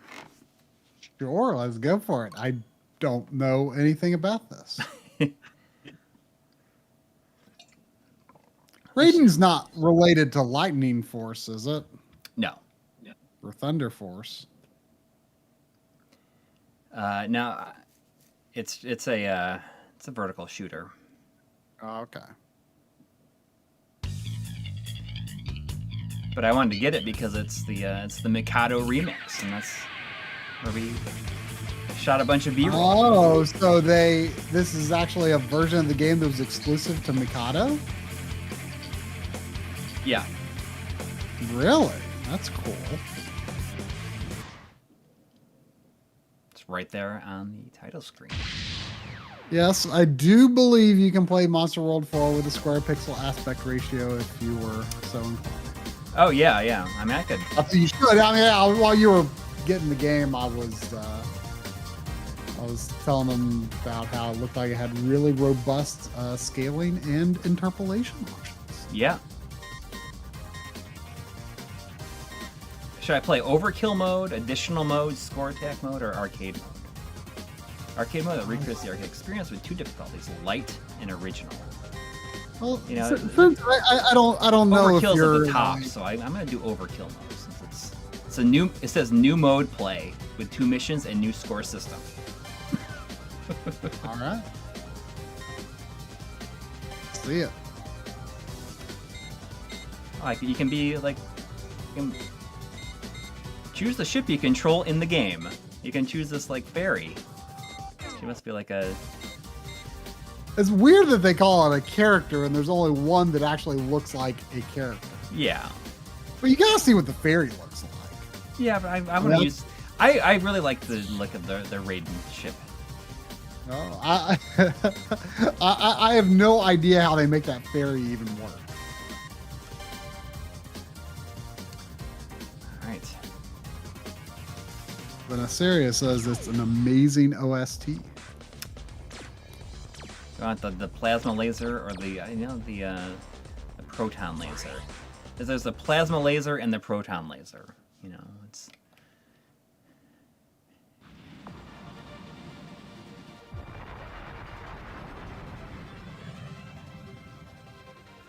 You know, I could be imagining things, but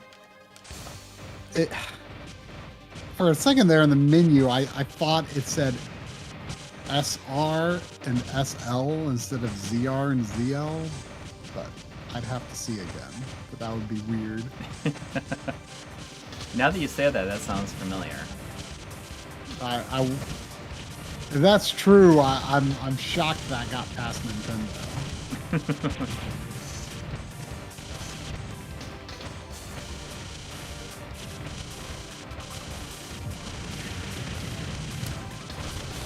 Well, the bomb doesn't look very impressive in this. In the early Raiden games, I remember the bomb being one of those things that was in all the screenshots. You know, kind of like the Truxton bomb. Are these basically the same as the game's original graphics? Like I think so for the arcade version. I mean, this even had like a PlayStation 3 digital release. Okay.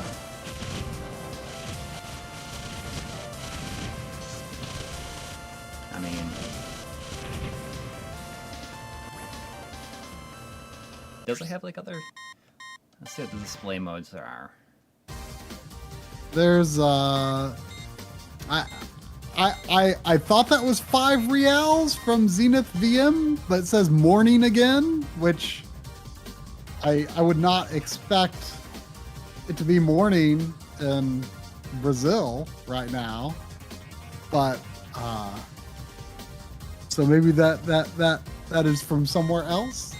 But saying here's just the routine super chat. Thanking for thy videos. Well, thank you. Also has a little happy face of, you know, some description. Scepter Sever saying, "Do I like shooters? I like the idea of them, but I've just never really committed to the genre. Like this, honestly, this more, you know, comparatively modern style of shooter that just has way too many shots on screen at one time. This does? Well, I mean, not this compared to like some of the cave shooters, I guess, but yeah, like, oh yeah. I mean, the ones that just have way too much stuff on screen at once, like like I just don't really have a lot of interest in those at all. Like, you know, like the stuff that would be more like late 90s and onwards, like especially for arcade type stuff, or, you know, stuff that, you know, arcade hardware would have been able to do it in the late 90s, early 2000s. There was just so much stuff on screen. Like the, you know, the ones that were more limited by, you know, more 80s to mid 90s hardware, I could see myself being more interested in them just because they seem more visually manageable. I mean, that's the thing, you know, like the thing I like about bullet hell shooters, and like, not that I'm particularly good, but I always love those moments where you just like start pulling like moves that you would never, it's just like it becomes instinct. Like it just, like you're just doing stuff without even thinking about it. Yeah, I don't know. It doesn't really appeal to me. So like the ones that like are more visually manageable, I do have an interest in, and it's just a genre that I've not heavily committed to yet. The only one I've really ever played through to the end is Life Force on NES. But that's to be commended. You did it without the cheat code, right? Oh yeah. I mean, it's been a good while though. I mean, I'd say that's pretty good. I mean, it's, people do not consider it to be an easy game, so yeah. But you know, I'm really intimidated by UN Squadron. I've got that. I've got. And that seems like something that'd be more up your alley as a shooter, because there's a lot more to that game than it's shooting. It's a very interesting game. Yeah, it's definitely one of my favorite shooters of all time, just because it's. But it's tough. It is. It definitely is. But you know, I like the fact that you can. You know, you can grind money if you want to, and like to get more powerful ships, and like I like the non-linearity of it. It's got a lot going on that makes it pretty unique, but I'm definitely intimidated by it. I'm pretty interested in Axelay. I do have Axelay. Mm-hmm. I've got Gradius 3, which, you know, I do believe is considered to be pretty difficult. I don't know how much else I've got Einhander, which I'm really excited to play Einhander, because I've played a few hours of it before, and I've really enjoyed it. I've got Thunder Force 2, which is kind of different, I guess. The Thunder Force games are just like so good looking on Genesis that, you know, it just kind of really makes me want to play them. Yeah, I was just talking with. That's the only one I've played. I don't know if he's in the chat. I was talking with Good Vibe Collecting yesterday about, you know, like how I think the Thunder Force 2 has like probably the best sound, like our favorite soundtracks of the game, or the series. I mean, I prefer it more than when it went more like more metal, like with 4.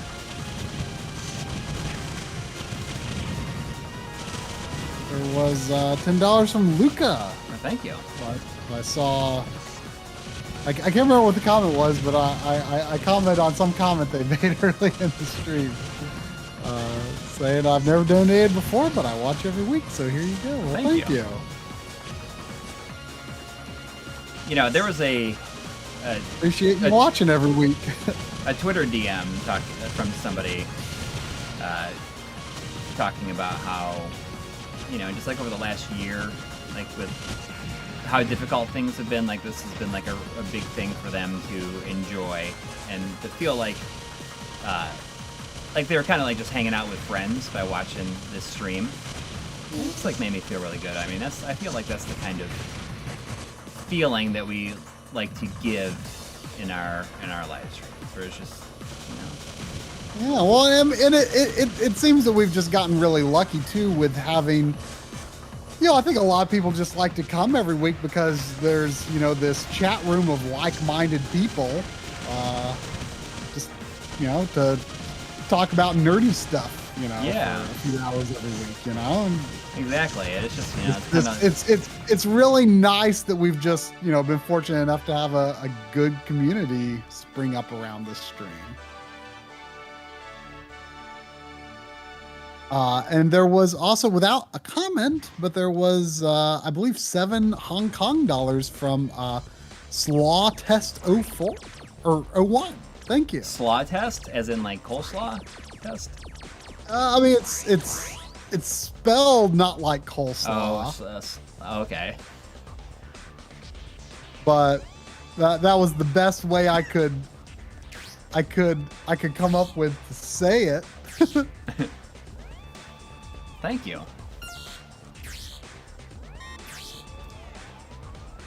What was, I don't know why this just popped in my mind. What was that one Saturn game? Actually, I saw it I saw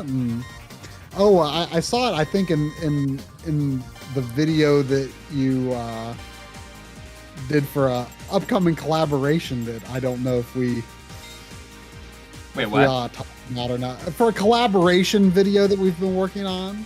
Oh, I mean, it's probably okay, unless we want to make it like more of a surprise. Let's make it a surprise for now, because we don't know if we should say anything or not. But I saw the game. You gave me some G-roll of a game that I put in the Retro Tank video, and I saw it again in the segment you did for that video. It was a Saturn game where you're like a robot and shooting in different directions. Oh yeah. That's the. What is that? It's like Wolf Fang, I think. It came up as John a told me about game that. once or twice in the comments, and I couldn't. Yeah, it's very similar to like an assault suit game. Except you were like flying instead of like on the ground. Well, are you sometimes? you're on the ground too. Oh, okay. Yeah, it says SR. Maybe it says SL. That is. But there's that's all. a whoopsie. But there's also a Oh, ZL. that's that. Well, SSR and SL are the inside Joy-Con ones. Oh, okay. So that's what it is. I guess if you were playing 2-player with separate Joy-Cons, that's what it's. There was This is double. There was $2 again from Gaming or I don't know. I'm sorry, I don't think it was again, but there was $2 from Game Blues saying stream Hunt Down someday is very entertaining. I have good news for you. If you go into our stream archive, Coury did play Hunt Down. About a year ago from now. Yeah. Really quick, you see this? You can play two player with one controller. Wow. Well, I mean that's funny. I mean, I'm not gonna do it, but. Yeah, well, I mean, it kind of makes me think of like the made-up way that we, Drum and I played Sin and Punishment. We played Sin and Punishment 2 players with, each controller does the same thing that you plug into the N64. So we just played, well, actually, I think we play on Virtual Console, but, we had very easy practice. We had one player control move the character, focus on dodging, and the other player focus on aiming. Just to take so that you're not having to pay attention to a million different things. So it's not exactly sharing the same control, although we did try it one time with Sin and Punishment Star Successor, where we tried if I recall, in Star Successor, I don't think you can have it has a 2-player mode, but I think it's just a second cursor. You don't actually have a second character in the field, but you So if you play 2-player, you can have one person controlling the actual character with the shooting, but then another that's just shooting. Then we tried one time 3-player, where we had one person do the player 2 remote, Wii remote, one player hold the nunchuck to move the character, and another player hold the Wii remote. So player 1 and player 2 were kind of tethered. Yeah. So not exactly the same controller, but they were still tethered. So it was kind of weird. We never finished that run, but we played a few levels into the game that way. Looks like we've got a Hong Kong following all of a sudden with another 5 Hong Kong dollars from K Foon. Oh, thank you. Thank you. No message though. No message yet, but thank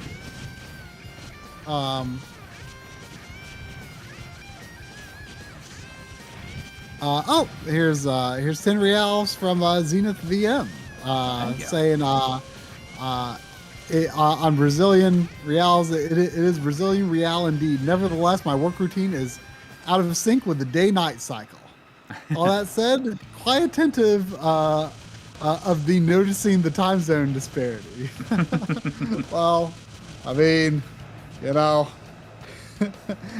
I'm smart enough to know that even though you're in another hemisphere, northern hemisphere versus southern hemisphere does not equal different morning. You need to be in Australia for it to be a true morning. But yes, it makes sense that that's why I was guessing it was for you, that you were a night owl worker.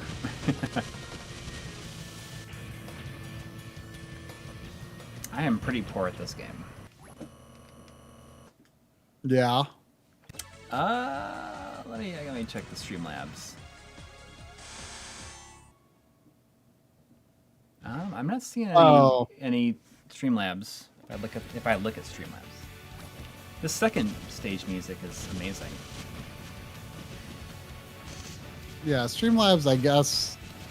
So you don't see anything we haven't read in Streamlabs? I do not. I do not.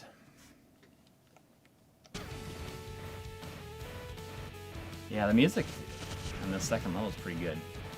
Oh, I think Vanessaria is saying maybe those Hong Kong ones were Streamlabs, but usually Streamlabs they don't show up in the chat. They don't show up in the chat. Yeah. So I wouldn't have seen it anyway.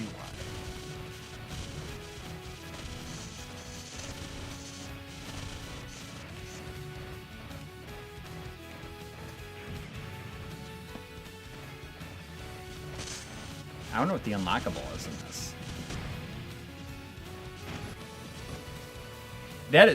The what is it on the PS1? It's like the Raiden project. It's like the first 2 games. And man, I wish I'd gotten that when it was cheaper. I guess it's kind of expensive now. Not that I'm like some huge hardcore fan of this series, but it's just, I don't know. It's just it's comfy, I think. I think it's been around for a long enough time that it's just fun. Now, speaking of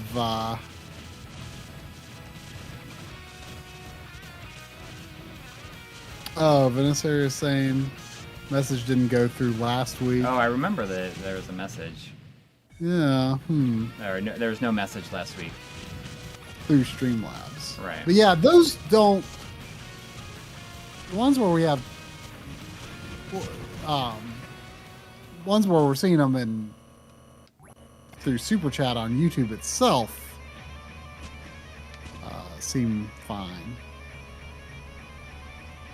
You know, seeing this Tate mode game reminds me how my very limited Japanese studies thus far. I learned this past week. I learned Yoko. I learned the kanji for Yoko. Is that like the horizontal, or is that? That's horizontal, yeah. It's weird that the explosions don't make any sound. It's very quiet.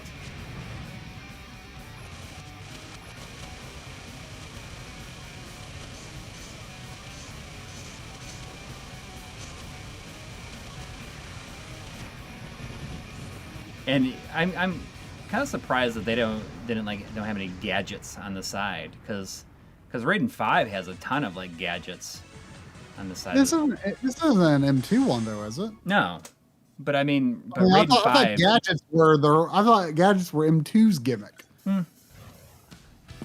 A lot of games have them. A lot of shooters, especially, have them now. Like Raiden 5 just has them like all over, and there's like plot happening in Raiden 5. That kind of like super messy presentation with just all that stuff, in addition to all the crazy stuff happening in the middle of the screen. That's just, well, a lot of that is just, it's just showing you how far you are through the it's just level and so stuff. visually complex. I guess I just like visually simpler games. Yeah, But it's just funny because 5 just like has like dialogue and stuff happening in the gadgets, like cutscenes happening. That's a bit much, Yeah. I think. There was 5 Canadian from Kevin Miller. Thank you. Thank you. Saying, would both of you ever go on the Spawncast podcast or any other gaming podcast? Oh yeah, I mean if they asked us, definitely, or either one of us, yeah. I mean I watch Spawncast, like I don't watch it every week, but I mean, not like if I find myself in front of the computer on a Saturday night, and I'm like doing some stuff, like I'll definitely put it on for a bit. You were kind of in a extra episode of Retronauts. Yeah, that's A convention recording. yes. I do feel like if they do I'm not sure if they've already recorded or not, but maybe I should reach out. I was listening to, they did a new episode on the first Phantasy Star, and I felt really sad that I wasn't a part of it. But if they do one on 2 or any other games in the series, like maybe I could ask if they need anybody. Yeah, I mean I would love to talk about it. Like you and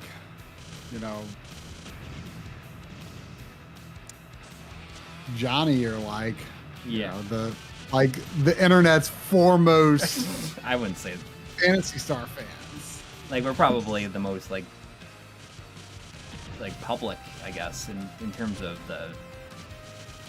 like YouTube stuff, but in terms of your reach, I guess. yeah. Well, I don't know if there's any like. Well, Joe's a pretty big fan too, and talks about it a lot. I'm not sure. Like, do people like speed run Phantasy Star? Like, probably not. No. Is there like a big streaming community No, for Phantasy Star? definitely not.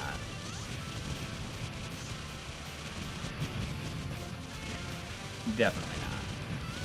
Yeah, I mean, But it would be especially cool. Like, I mean, I would love to most- be like on a episode proper of Retronauts. I mean, because I listen to Retronauts like every week when I lived in New York.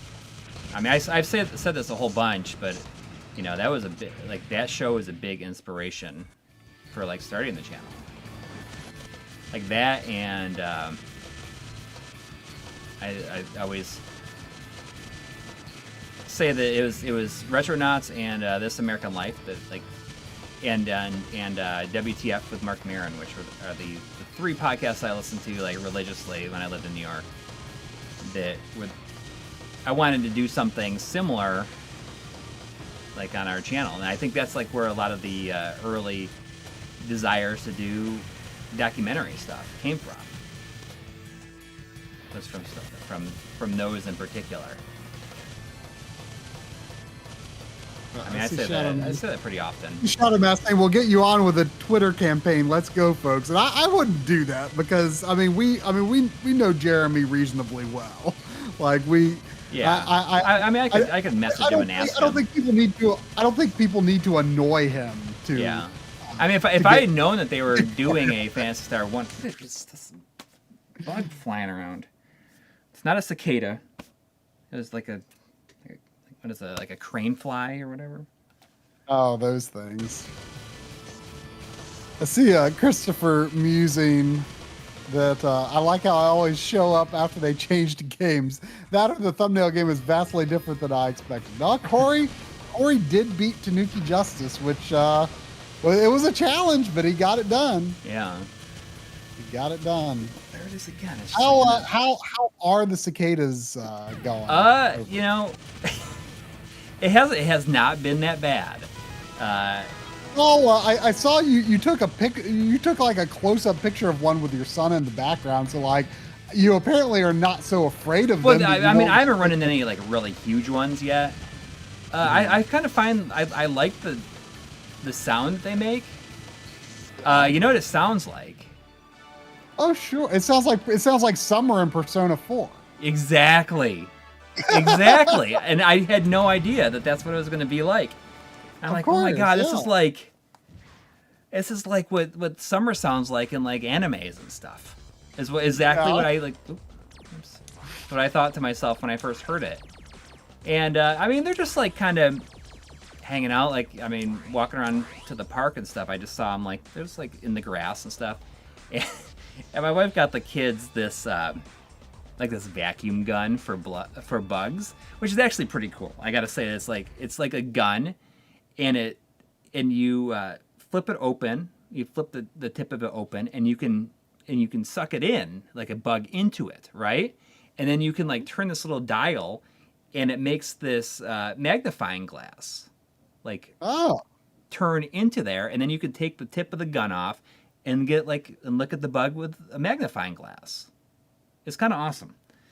So we were using that with the cicadas, and like they weren't that big, or they weren't like, you know, as scary as I was expecting. But I mean, I think the thing is, and I kind of realized this when I was like, you know, putting that one on the edge, like on the stick, to like take that picture yesterday, is like they're totally stupid. They're just idiots, and they just sit there and hang out. Like you can just like reach down and pick it up. You can grab it, and it will like scream a bit. It'll make that noise really loud. But you know, I got this one on the stick, and I just like, he could have flown away, but I feel like they fly and then they land someplace and probably stay there until they die. The big joke that I have with it, and now the kids have started doing it, is that we found this one guy when we were like out for a walk in the park, and there's this guy fishing. There's like a fishing lake, like really close to our house, so we can like walk down there, and it's great to walk around it and stuff. And there's this guy fishing, and he had this big bin, like just full of cicadas, and he was using them as fishing bait. He's like, wow. the fish love it because they just like, you know, I'll read that in a second. I think that was a Streamlabs from Venice area, so I'll do that in a second. But anyways, he was fishing with him. He's like, oh, you can just like pick him up and just do whatever. And I totally forgot where I was going with it. They were alive. They're alive, and they're just like in this big bin, and there's like they just like fly out, but they don't. Like he's just like, oh, I got these off the side of my house. You just sit there. Yeah. But the big joke that we have though, and that I've been laughing about it, is that like all of them are thinking like, oh man, you know, I waited 17 years for this, and now I'm being used as fish bait. Or just, because it takes 17 years for the eggs to hatch, right? Or they like grow as grubs underground for that long. I don't really know how. Yeah, I but don't know. the eggs are laid and then they hatch 17 years ago. And I was thinking about how, when these eggs were laid, like my wife and I hadn't even met yet. And now I think about when they come back again, I'm going to be, I'm going to be 60. That's crazy. But you know what? I don't know that much about there are other types of cicadas that are not like these there's like 13 year and 17 year, but there's got to be. I think they're in like the whole just like I mentioned Persona, the stereotypical anime summer sound. There must be cicadas they're just like every year, right? Yeah, I would assume so. Yes. But I mean, yeah, they come out, but I mean, these are the Brood X that they only show up every. The Brood 10. Or is it Brood 10? Is that what it is? Yeah. I think Brood X sounds better. It makes them sound like I think that's what it's supposed to be because, if you go to the Wikipedia page for the periodic cicadas, you can see a map of where the different broods are, and there's only 20 of them or something, different broods. Oh, it's just that you happen to live in the area where number 10 is. Brood 10. Yeah. I'm just thinking of anything else I can play for a few minutes here. There was another $5 Hong Kong from Kaifeng, but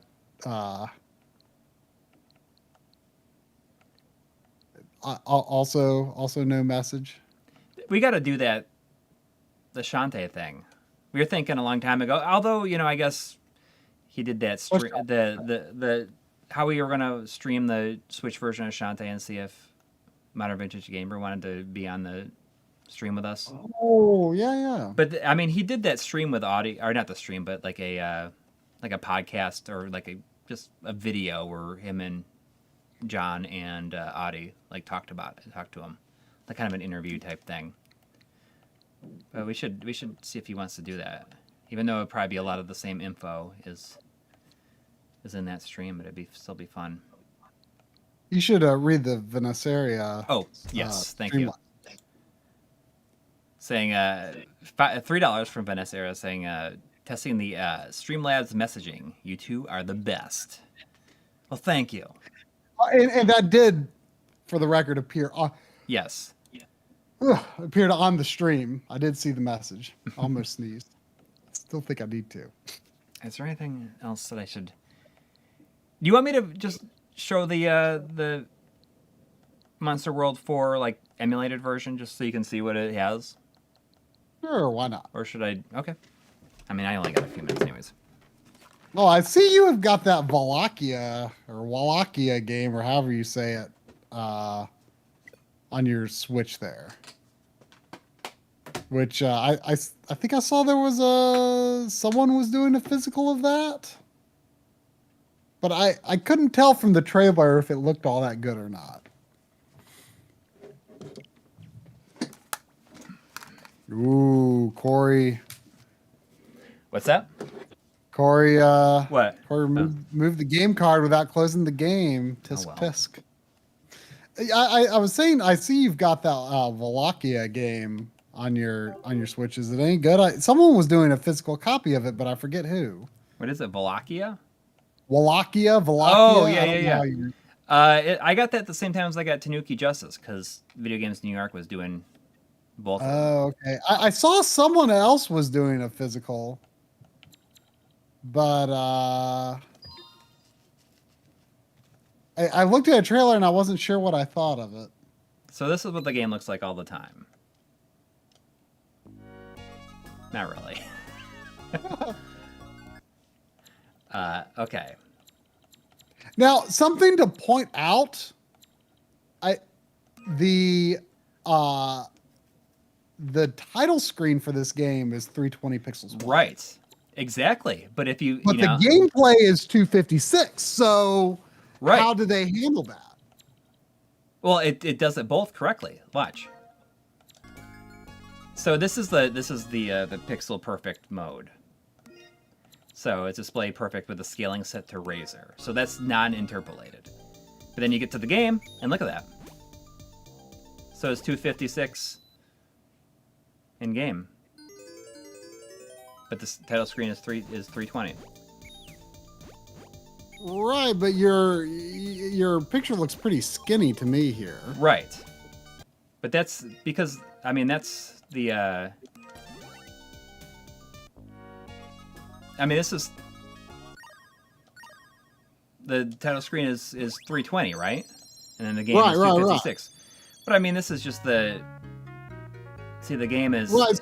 How can you make it 4:3? Well, then there's the you can do full screen, you know, stretching it. You can do the 4:3 is that display aspect ratio, and then the 1:1 pixel aspect ratio. And then which stretches it vertically. And for your shader, you can choose crisp interpolation. If you want, or just for scaling. So, what do you think would be like? Is it the 1:1 pixel aspect or the? You want 4:3 DAR. Right. So okay. So the razor is like non-interpolated, and then the crispy is like you can kind of see it switch a little bit. I assume that that's what's happening. Is this interpolating it? You kind of see it.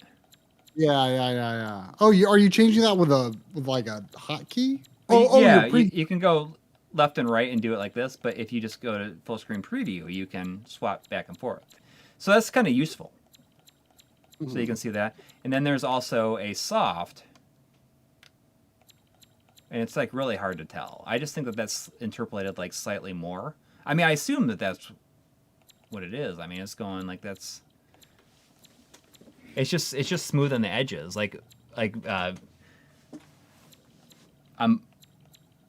on both axes, because you know if you go to because you're it's filling the vertical space, so it has to. Right. But if you go to like the 1:1 pixel aspect, it does not allow you to do any scaling. So I wonder if there's, I don't know. Either way. So there's questions about how you get this. I don't know if you can just go to the store and go download the original version from the eShop I don't know or whatever. if you can. But it does come on the cartridge for the Switch version. Right. We don't know for sure because the PS4 version's just shipped. Right, but it's out in I mean strictly limited games has like said that, you know, it's a download code with those with the PS4 version. Well, I'm still waiting for my PS4 version, and I'm planning to stream the remake once my PS4 version comes next week. It's so stupid. We're such stupidly big fans of Wonder Boy, so I end up ordering the Switch Japanese version, which we think may not include the original version on the cartridge, but it comes with like some pretty large art books that I thought might be, you know, interesting materials to have for B-roll in the future. So I'm like, I don't know why, but I'm going to order this Japanese Switch version. And then maybe I'll still be disappointed that the PS4 version of the original is a download code, and I'll still end up buying. Who knows? I don't know. I feel stupid buying this stuff. So check it out. There's going into the shaders. I mean, there's just a CRT, but there's different masks. So you got like your typical like, you know, scan lines, but then you have like, you know, like it's like a shadow mask, like gets more intense. I mean, does it have like CRT or composite? It's just like 3 of them. So there's no like you can't look at in like composite quality or anything. Well, you can turn up the mask intensity. Just makes it darker. You can probably get something comparable. Yeah, I'm just wondering if like there can be like dither blending type stuff going on. You got the like the intensity. Though. I mean, would you say this gives Sonic Mania a run for its money? Well, I think it's different than that because that's just a game that is built around that. I mean, I guess like it's decent.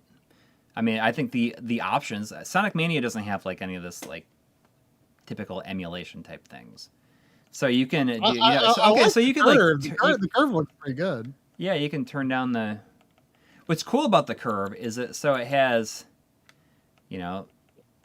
like a regular curve. Like if you want it to be like, say if you wanted it to be like flat like that, you can do like you could make it just more curved on the corners. Oh wow! This is I don't know what the Trini curve is. Maybe that has something to do with like Trinitron. Maybe it's like. Yeah. Oh, okay. So like, so it makes it like a square Trinitron type screen, like a flat screen type. I assume. See how it's like. Or I mean, Trinitrons are more like they curve horizontally, but they don't curve vertically. Maybe that's it. Maybe. I mean, you can. It looks like a vertical curve there, though.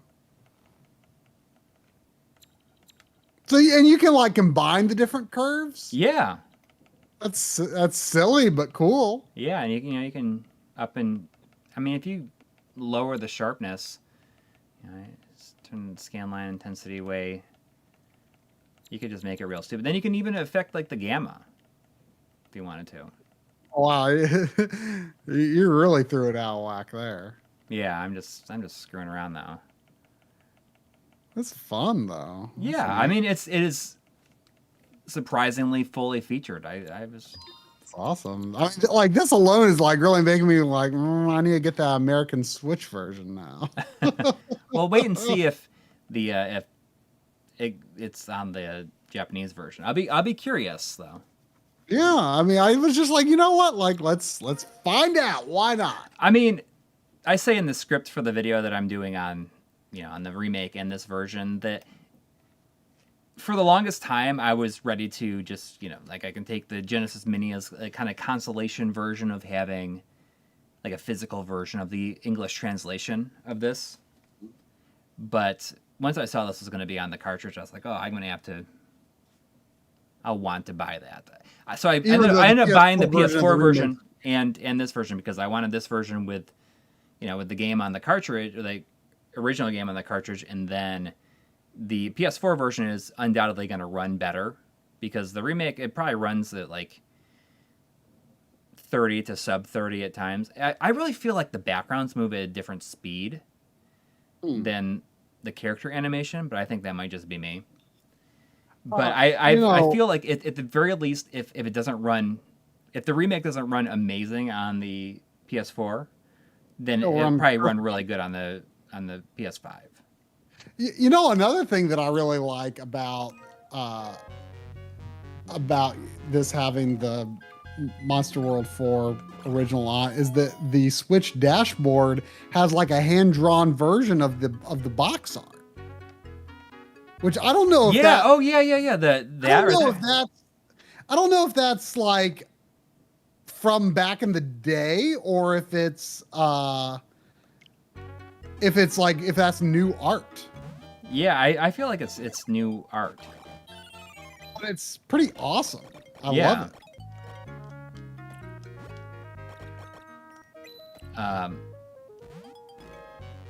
But what was I gonna say about it? You know what also I like about it is, so in the original, I don't know if this is a 6-button controller game though, so I don't know if this is a thing. But if you remember in the original, you have to double tap to run, to dash. Well, they tied that to a button in this, so you can just hold down ZR and you dash, which is kind of nice. Can you still double tap if you want? Oh yeah. I mean, yeah. There's no rewind, but there is. there's a fast forward, which I mean is more like something that you would probably use more than you would. Like for you specifically, would probably use a fast forward. Yeah, I'd be more likely to use that than rewind. Yeah. Although I probably still wouldn't use it. I saw a bit further back, Vanessaria was asking what I thought of the Dragon Quest event. Yeah, seems like good stuff. Where I'm going here. I mean, it's cool to see. Even though it's not a full unveiling, it's cool to see a little more acknowledgement of Dragon Quest 12. Same director as 11, which is I would say a good thing.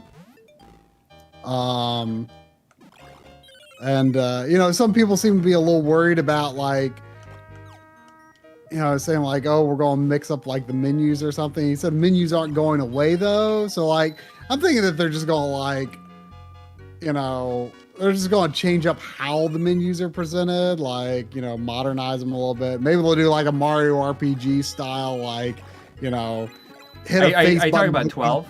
Menu or something, huh? What they're saying about 12? Yeah, I mean, they said like they're going to change up the command menus, like commands aren't going away, but it's going to be changed somehow. But like, I mean, Dragon Quest, like even when they say like, oh, this Dragon Quest is going to be really different, it's not. Well, I mean, I hope that that's the case. I hope that it's not different because I think that the people that play it for a very specific type of experience. Exactly. Well, I don't think I think some people are maybe a little nervous about those comments, but I think it's just going to be some little thing like, the menus just they look different or something, but at the end of the day, even though, Dragon Quest X is an MMO, it's much more of a Dragon Quest game than it is an MMO, so yeah. They've also said it's going to be more of a Dragon Quest for adults, which, I mean, who knows what that even means? I mean, I don't think it's suddenly going to be like super mature looking or anything. It's still going to have the, same old Toriyama enemy designs. I mean, those never change. Yeah. I don't think it's going to be that different. Some people seem to be a little nervous, but I'm excited. I don't think it's going to really... I don't think that anybody who plays Dragon Quest wants a dark and gritty Dragon Quest game. No. But I mean, it would be interesting seeing like, maybe a darker approach, but it would still like need the same basic visual style and stuff, Yeah. But just like, I would say Final Fantasy 5 and 6 are very different in tone, but relatively similar in visual style. Although, I mean, there are differences certainly, but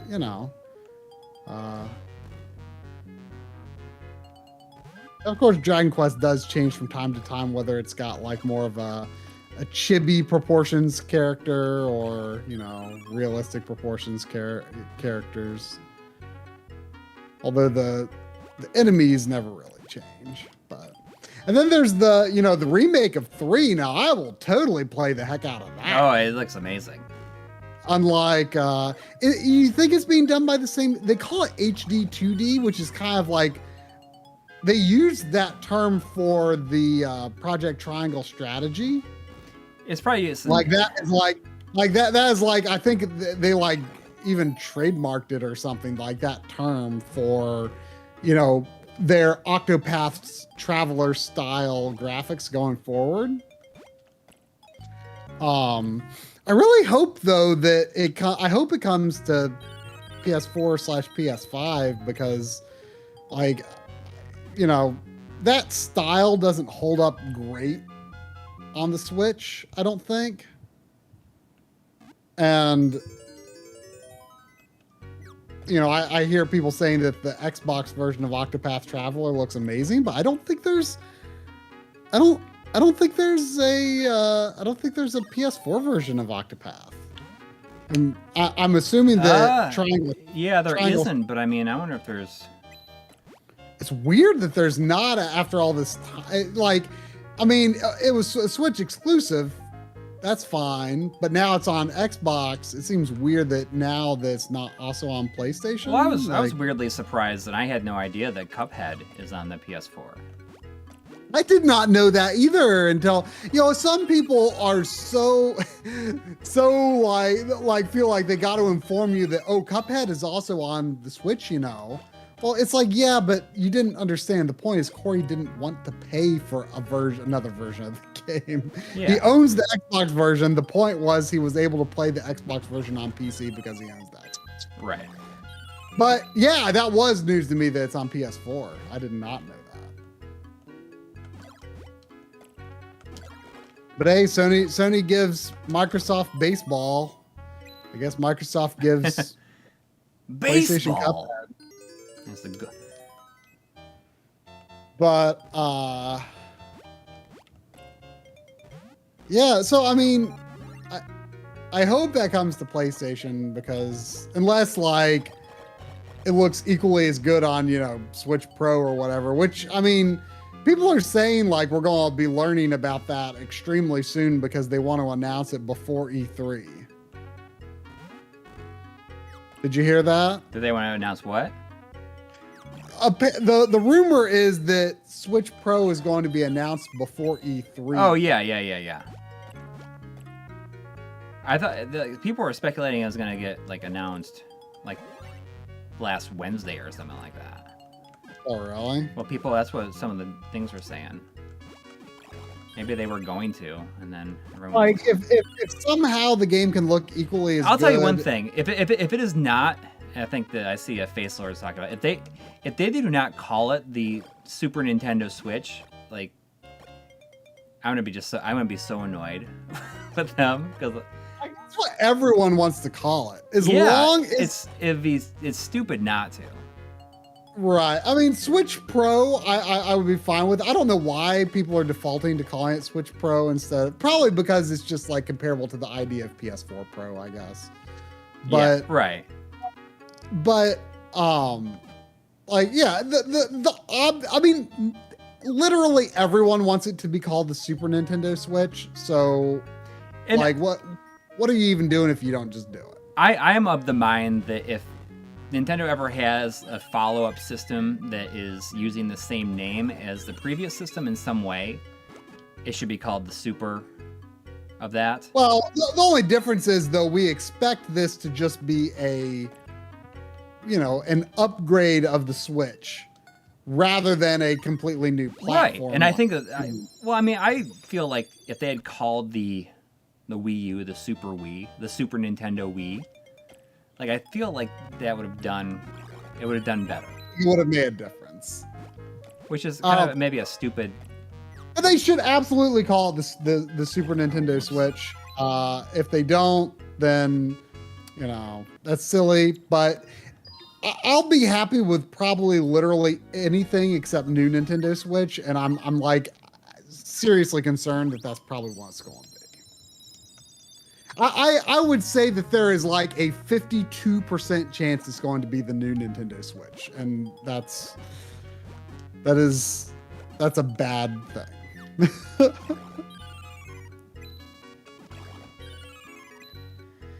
I just like waste my time here.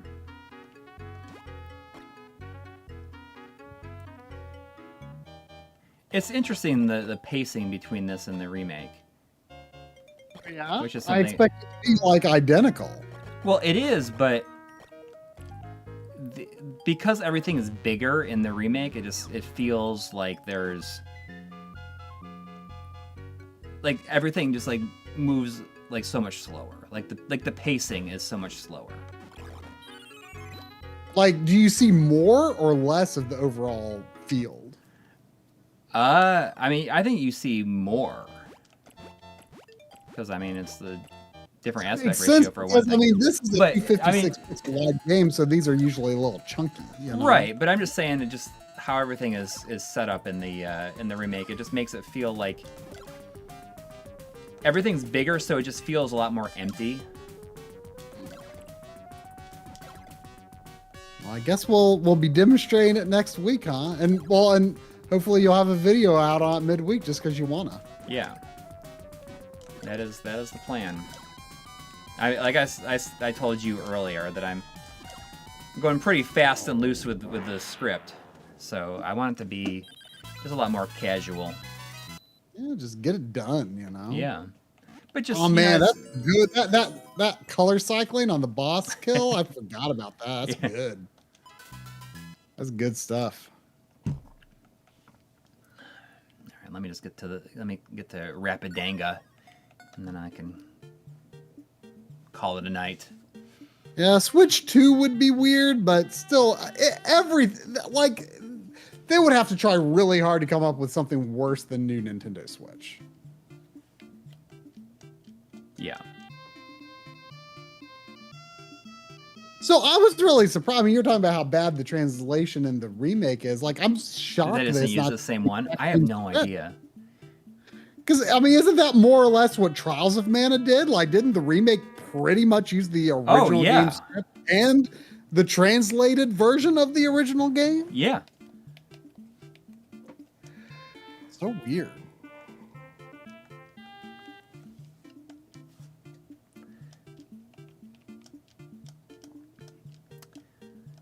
You know, as much as I like this game, the game before this, Monster World, Wonder Boy Monster World, is easily like the best of the original games. I would say that Monster Boy is better than all of them. Yeah. By a lot, but you know, I feel that this one is kind of a step down from the previous game. From a game design perspective, I think it is, but I think it's aesthetically better. Yeah, I could see that. I mean, it has a more cohesive design, but you know, this whole game just takes place like in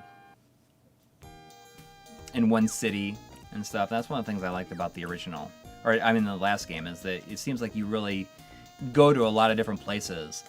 And you know, I actually always really have a soft spot for games that focus on a single city. Like, I always think of like Brave Fencer Musashi, Radiata stories, because it feels like you really get to know that town. You know, the town becomes like a character unto itself, you know? You really feel like you got to know it. You got to know the people there, you know, just like, you know, Dragon Age 2,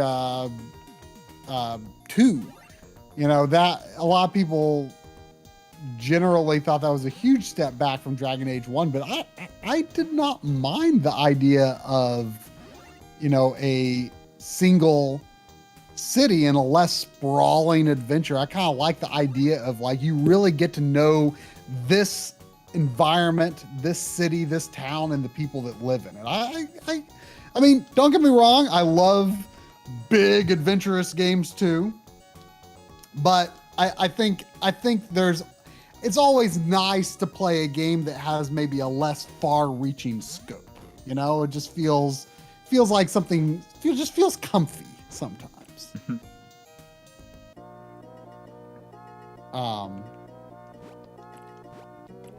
What was I laughing at earlier? Oh yeah, I think Ricky Pond said, "What if the Switch Pro just ends up being a standalone console that you couldn't take with you? Would they call it the Nintendo Stuck?" I mean, I think, you know, at one point I thought it was quite possible they would consider going that route, but I mean, no current credible rumor seems to suggest that. It sounds like it's going to be a new version that will, I mean, currently it sounds like it's going to be still a 720p screen, but that the dock will likely be where it gets its extra power from, even if that power may only just be like DLSS. I mean, we just don't know. Which is what? DLSS. Yeah. The deep learning super sampling that supposedly can give, you know, very close to native 4K appearance from a lower rendering resolution. Huh. Yeah. It right I mean, now I've seen really those only, initials before. I just never knew exactly what it is. right. I mean, Digital Foundry talks about it a lot, but right now it's like really only a PC thing as far as I know, because it's NVIDIA technology, which is why that it's, you know, a pretty good candidate for Switch, because NVIDIA does Switch's chip. But AMD is only just now finalizing the specs for their version, their equivalent version of that technology, which I forget what the name of the AMD version is, but it's supposed to be something that will work on Xbox Series X and PS5. So, you know, there's a very high chance of, you know, once that gets implemented, you know, we'll be able to still get like really high graphical fidelity games on the new consoles that still will run at, you know, 60 frames per second. Like it's the PPpedia, the Ppedia, the PPpedia, the Pepelog, the Pepelog. Learn about the Pepelog. The Pepelog. The Pepelog. That was That's from like, an EGM preview of this game. Fan. Yeah. A game fan preview of this game that, like, you know, obviously it was just, you know, it was written by like their local, you know, probably their resident editor that understood Japanese. Yeah. They clearly thought that the best translation for Pepelagoo was the Pepelog. Oh, I know where I'm. Yeah, Joshua Helmick is saying I got lost in the palace here. I always thought the palace was really yeah. It's confusing, but now that I'm playing it, I'm kind of understanding how they chose the layout in the remake the way that they did, and it kind of is it a lot different. Well, it's just more easy to understand from I figured like this in a was 3D perspective. It's just, you know, does it like loop around? Like, does it have like a 3D aspect? No. It's a lot easier to understand. It does have a 3D, but you just like walk into the background and you can, you know, it's like a main hallway. Oh, you can like see where it's leading. Yes. Yeah. Because you can see like doors like in the far background and stuff like that.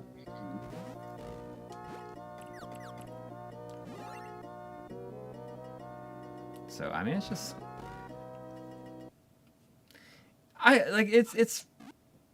it's great for people who who love this. I think that the audience, like outside of fans, it's not gonna like make anybody like new fans of it. You know, it's crazy that it's even happening at all. It is. Well, I talk about in my script that it's like just even the resurgence of this series in general is something that is one of the most mind-blowing things that I think has happened in the last like 15 years in games. That like this series, which is not like, I mean, it was really only mostly known. I guess it was really only mostly known to people who like either like had a Master System or like a TurboGrafx. And there was only one game on TurboGrafx. Right, but I mean, you understand how like it would make like sense that people would associate, like at least with Dragon's Trap. You know, like seeing the remake of that probably resonated with some people that had played Dragon's Curse at the time. But really just for like especially for Master System fans, because it was very much a series that Master System fans championed, and it was like one of the series that I would argue is that they would view it as a top tier series, you know, at the time. I mean, I certainly did. I mean, there was, you know, I had the first one and the second one. I never had Dragon's Trap back in the day, but I remember like wanting it. I just never saw it at a store to buy it, which is kind of a weird thing to consider. But yeah, I mean, I had never heard of Wonder Boy or Wonder Boy until World. probably the Virtual Console, right? Virtual Console. I heard about on the Virtual Console, and like it didn't seem like I was like, oh, this actually looks like a game that I would really like, but I was like, seems like a game I'd really like, but I've never heard anyone talk about it. And it doesn't have like that typical Sega Genesis look or feel, or I mean, you know, part of it's due to being a 256 pixel wide game, even though, you know, at the time I didn't think of it, but it's got like a very friendly, like Nintendo like vibe to it, and I loved it. And you know, and then I found out you loved these games, and you know actually loved them even from way back, or at least Wonder Boy and Monster World you did. And so, you know, it kind of just became one of our in-jokes on the channel, one of our things, but I didn't think that many people like really knew about the games. So it's interesting. Yeah, it's wild. Do you think that the bonus scene that you see at the end of Monster Boy when you 100% it is going to have anything to do with the remake? Well, do you think it was just a teaser for the remake of Asha? No. Do you think it's something else? I think it's going to be something else. I bet you. I would not be surprised if that game was completely developed and that teaser put in there and everything done in the way that it was done, and the idea of remaking this was not even something that had happened yet. Or that team didn't even know. Right. Yeah, it's possible. I mean, I feel like it was sort of known not that long after that point, but I mean, maybe. No, I mean the remake of this was only announced publicly last September. But could you just imagine, like, the Monster Boy team going on to do an Asha game, like a new game? Like, I mean, that would be. That's why I really feel like it's kind of a missed opportunity that the team that did the remake should have been like working closely with the people at Game Atelier who like made Monster Boy. Like, I just think that if they're gonna do that, if they're gonna remake that, like, let's do some stuff to try to like maybe connect them, or like put some, you know, like little pieces in place to make this more of a cohesive thing. Yeah. Well, I hope that's what they're doing, because that would be amazing. I mean, I think Monster Boy must have done pretty well. Yeah, well, it certainly did well enough to. Hang on. It certainly did well enough to, you know, get that special edition coming. Oh yeah. I mean, I'm definitely gonna buy that just because it comes with a soundtrack, and it's like one of the best soundtracks. Oh yeah. Oh, I didn't even know that. When can you pre-order it yet? No, it hasn't. They haven't announced like the pre-order yet. I'm really hoping that they have the Xbox version, like a physical version of the Xbox version, because I'd probably buy that version since I have the other two already. Who's doing it? What, the limited edition? Special. Yeah. It's just them themselves. So it's just gonna be it's a reprint of a version, and just like they have a version that comes with, you know, like it has like a soundtrack, and I mean you can just like FDG or whatever. Yeah. Yeah, so it's just going to be them doing it, you know, like in-house. And I'm betting that they're going to wait. I mean, I wouldn't be surprised if one of them is like a dedicated PS5 version, because they're going to have that, like the 120 FPS mode in it. So they're probably waiting for that before they print them, you know? Yeah. So here's something that I think is really annoying in the remake, that I don't know why they did it, other than just because they could. So when you kill the enemies, you just, in this, you know, you just get, there's like 1 coin, and it's like worth like 5 or whatever. And in the remake, every time you kill an enemy and they drop coins, they drop like 10 individual coins, like in every direction. So you know how it is, like how you chase after the money after you beat a boss or something like that. It's like that, like literally with every single enemy. Oh wow, that's odd. Unless it's like you get like a bag of money. Huh. I mean, it's just like little things like that that is, I don't know why they made that decision. Like, I wonder if that would have affected the frame rate at all.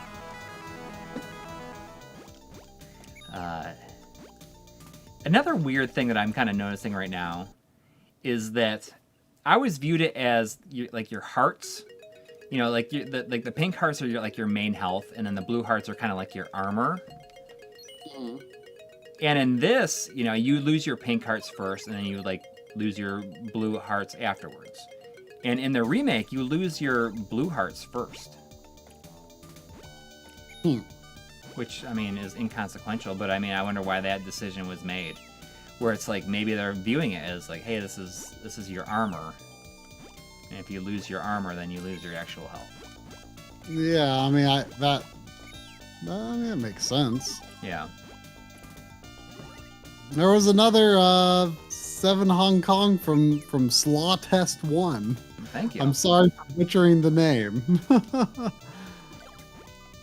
But again, no message. Apologies if you intended for there to be one. I mean, obviously, like the big thing that we've talked about, and they didn't really fix it that much in the remake, is that her walking animation is not really all that fixed. Like here, it has style and it's cute, but it like in the remake, she just looks like a robot. Yeah, it's a cute walking animation, but it literally translating the frames of this game to 3D. I mean, I'll see it for myself soon enough, you know? Right. And I read an interview with Nishizawa who said people complained about the animation in that first reveal, and they like tweaked it, and it seems like very like at least the walking animation seems very similar to me. Yeah. But I think like the best part is like when you get into into a treasure chest, and she kind of like shivers with excitement, and she does that, you know, in the remake, and it looks really good. But there's also like multiple variations of the same thing, so you're not always seeing that same animation. Sometimes she just kind of like does it, and then she does like this kind of like she kind of like ducks down, does like a little loop with her butt. Huh. I don't know. It's like Oh, there's some variety to it. Yeah. So, I don't know. Like, I wonder if I just have been thinking about certain aspects of the game. A, because like I'm a big fan of the original and the series, but also like because like I'm planning on doing a video about it. That hey, like I'm being more attentive to certain aspects that I wouldn't normally be. Oh, you wanna wrap it up? Yeah, let's wrap it up. Sorry, or whenever. What's that? Or just whenever. I guess. No. I think it's 11:30. It's time. It's time. Yeah. Well, at least this gives some people who may have not played the original game some points of reference for, when I play the remake next Sunday. Yeah, I think so too. I think that'll be good. Blabler, the original Monster World 4 got it's released. It's got a physical release with the remake on the Switch, and I like the fact that you put it in and it gets its own tile, which is nice. I haven't read any reviews of the remake. It's you can wait. Yeah, and I hear mean, what my thoughts are. I mean, I don't read reviews. Period. Honestly. Yeah, I mean, I'd say it's good to not read reviews if you're going to be doing your own. So. Mm-hmm. And I'm kind of starting to make a conscious decision of like to not watch other people's video if I just want to make something. Because I was going to make something on the Ghosts and Goblins Resurrection video, but then I saw John's video and I was like, I don't even need to do this. So I need to stay away from doing that because I feel like it's discouraging me more. Yeah. You guys don't read reviews. That's why you both love Final Fantasy 13. There you go. Yep. You too could love Final Fantasy 13 if only you don't read reviews. Yeah, just like let it be, like being young. It is to you. I mean, I could not tell you what a single game's Metacritic score is ever. Of all time. I in general do not like to be honest, like the only like review that I'm really interested in these days is like Digital Foundry, and where it's like a tech analysis. But even that like I'd rather. Yeah, I mean, John usually makes a good point of talking about how the gameplay and the tech work together, but so it's not just about the tech, but like that is interesting to me. But like in terms of like the content of the game, the flow of the game, the design of the game, whether this or that is done well in the game, I'm not really interested in hearing what other people's opinions are on that. I just want to formulate my own opinions. Yeah. Which I'm saying as, please watch my videos where I talk about my thoughts on the game. Exactly. Like I don't watch anybody else's video on the subject before I do my own video, I guess. So, I mean, I guess that's the thing. Like, if I don't watch anybody else's video, like, why should anybody watch mine? And they don't have to.